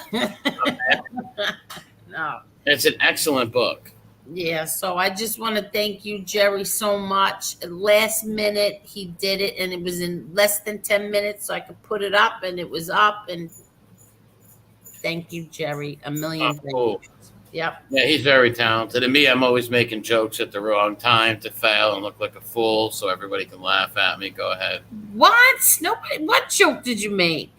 I tried to. It fell flat on my face. I don't feel good about myself right now. I'm not good enough. I'm not smart enough. Robbery. And thank you so much, too, because even you, on a minute notice, you will jump up and come on. And you have no idea how much I appreciate that. Oh, always. I know. You have no idea how much I appreciate that. We have a lot of fun coming on here. But yeah. I'm not going to do the electrical shock stuff. She said she's going to mail us these electrical shock things to go around our hands. And so she can shock us on stream. I'm not going to do that. I'm sorry. Jerry said, "Angel, you own your own self-respect. Beats any material thing that Harambe has, including rented cars." Listen. First of all, he wants to make fun of my car. Go right ahead and make fun of my car. I don't need to drive or I never cared about that. Yeah, see, even my daughter says the same thing. I never cared about stuff like that. My brother John is the same exact way.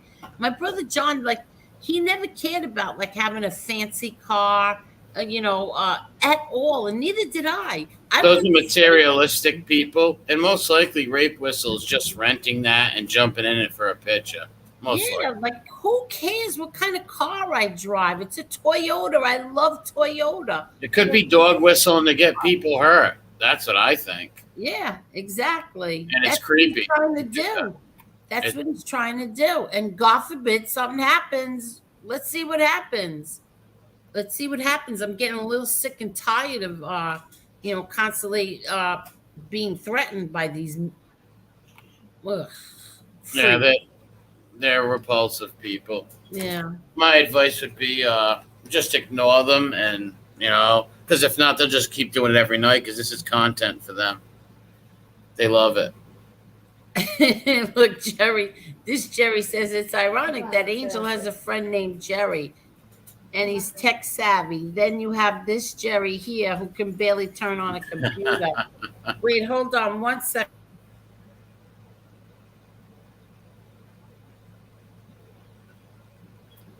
Who's just saying goodnight to little Chucky? She's going down. Oh, good night, little Chucky. Yeah, she went down already. Excuse me. What time is it? It is almost 1:30. It is 20 after 1 in the morning. I'm going to let you go. Yeah, I have to take my dog out. I figured you did. You always have to take your dog out. As soon as the fork hits the table, you and Chicky are out of there. Chicky uses a spork, not a fork. Yeah. No, I'm only kidding. But God bless everybody. Thank you for being on. Seriously, thank you so much. Really, it's always a pleasure. Because you know the questions to ask him as well. That's why I'm so happy that you. I really wanted to ask him about this woman against the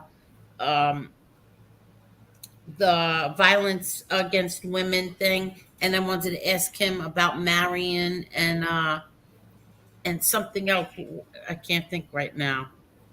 Oh, No, it was good. I like the question. He's confused as this whole thing started. You know, he's somebody who just walked in here during the middle of this, and he doesn't understand what the heck was going on. So I'm glad with that we got to explain it to him. You know, and that's it. It's done. Yeah, it was good to explain it also because a lot of Yeah. people come in, they don't know what's going on. Exactly. But go ahead, Maury. Thank you so much. All right, God bless everybody. Yeah. Have a good night. And you too. Thank you so much. Oh, let Free me, Cheech and Chong. yeah, kick the ones. I kicked him. I actually kicked him.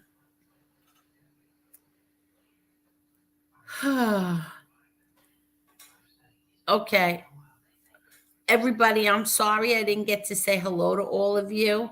But everything, there was such a last minute thing, and I sent him the link through email, so I wasn't sure, you know, how that was gonna work, and so I was getting a little nervous, and I didn't say hello to everybody, and I'm really sorry. But thank you, Carol. Thank you so much. I think he was great. I really do. I think that was really good. And thank you so much. Where have you been, Grant? I haven't seen you in a long time. I'll never surrender. And good night, Amber Alert. And you too, Grind. Karen, I got so many people told me how impressed they were with last night's show with you and Josie, and that was great. Thank you again, Karen. Thank you so much. And did MRE just say free Cheech and Chong? Yes, he did. And then he got the boot. Thank you, Squand Washwoman. And thank you, David Hunt. Thank you, Jane Perry, Rara, Grind Jr. Thank you. Thank you, everybody. Thank you, Casper. I'm going to go now. Thank you very much, everybody. Good night. Have a great night. And thank you, Rob. And I put his link in the description. Now I have to add MREs. But yeah, I know. That was great. That was great. Right, Karen? Wait, where did Krumel? This cleared the air in more than one way. Good show. Thank you, Krumel. And I'm happy that it turned out the way that it did. Ooh. Good night, Cheryl. Good night, Jennifer. Good night, Grant, and everybody. Thank you so much. Rah rah.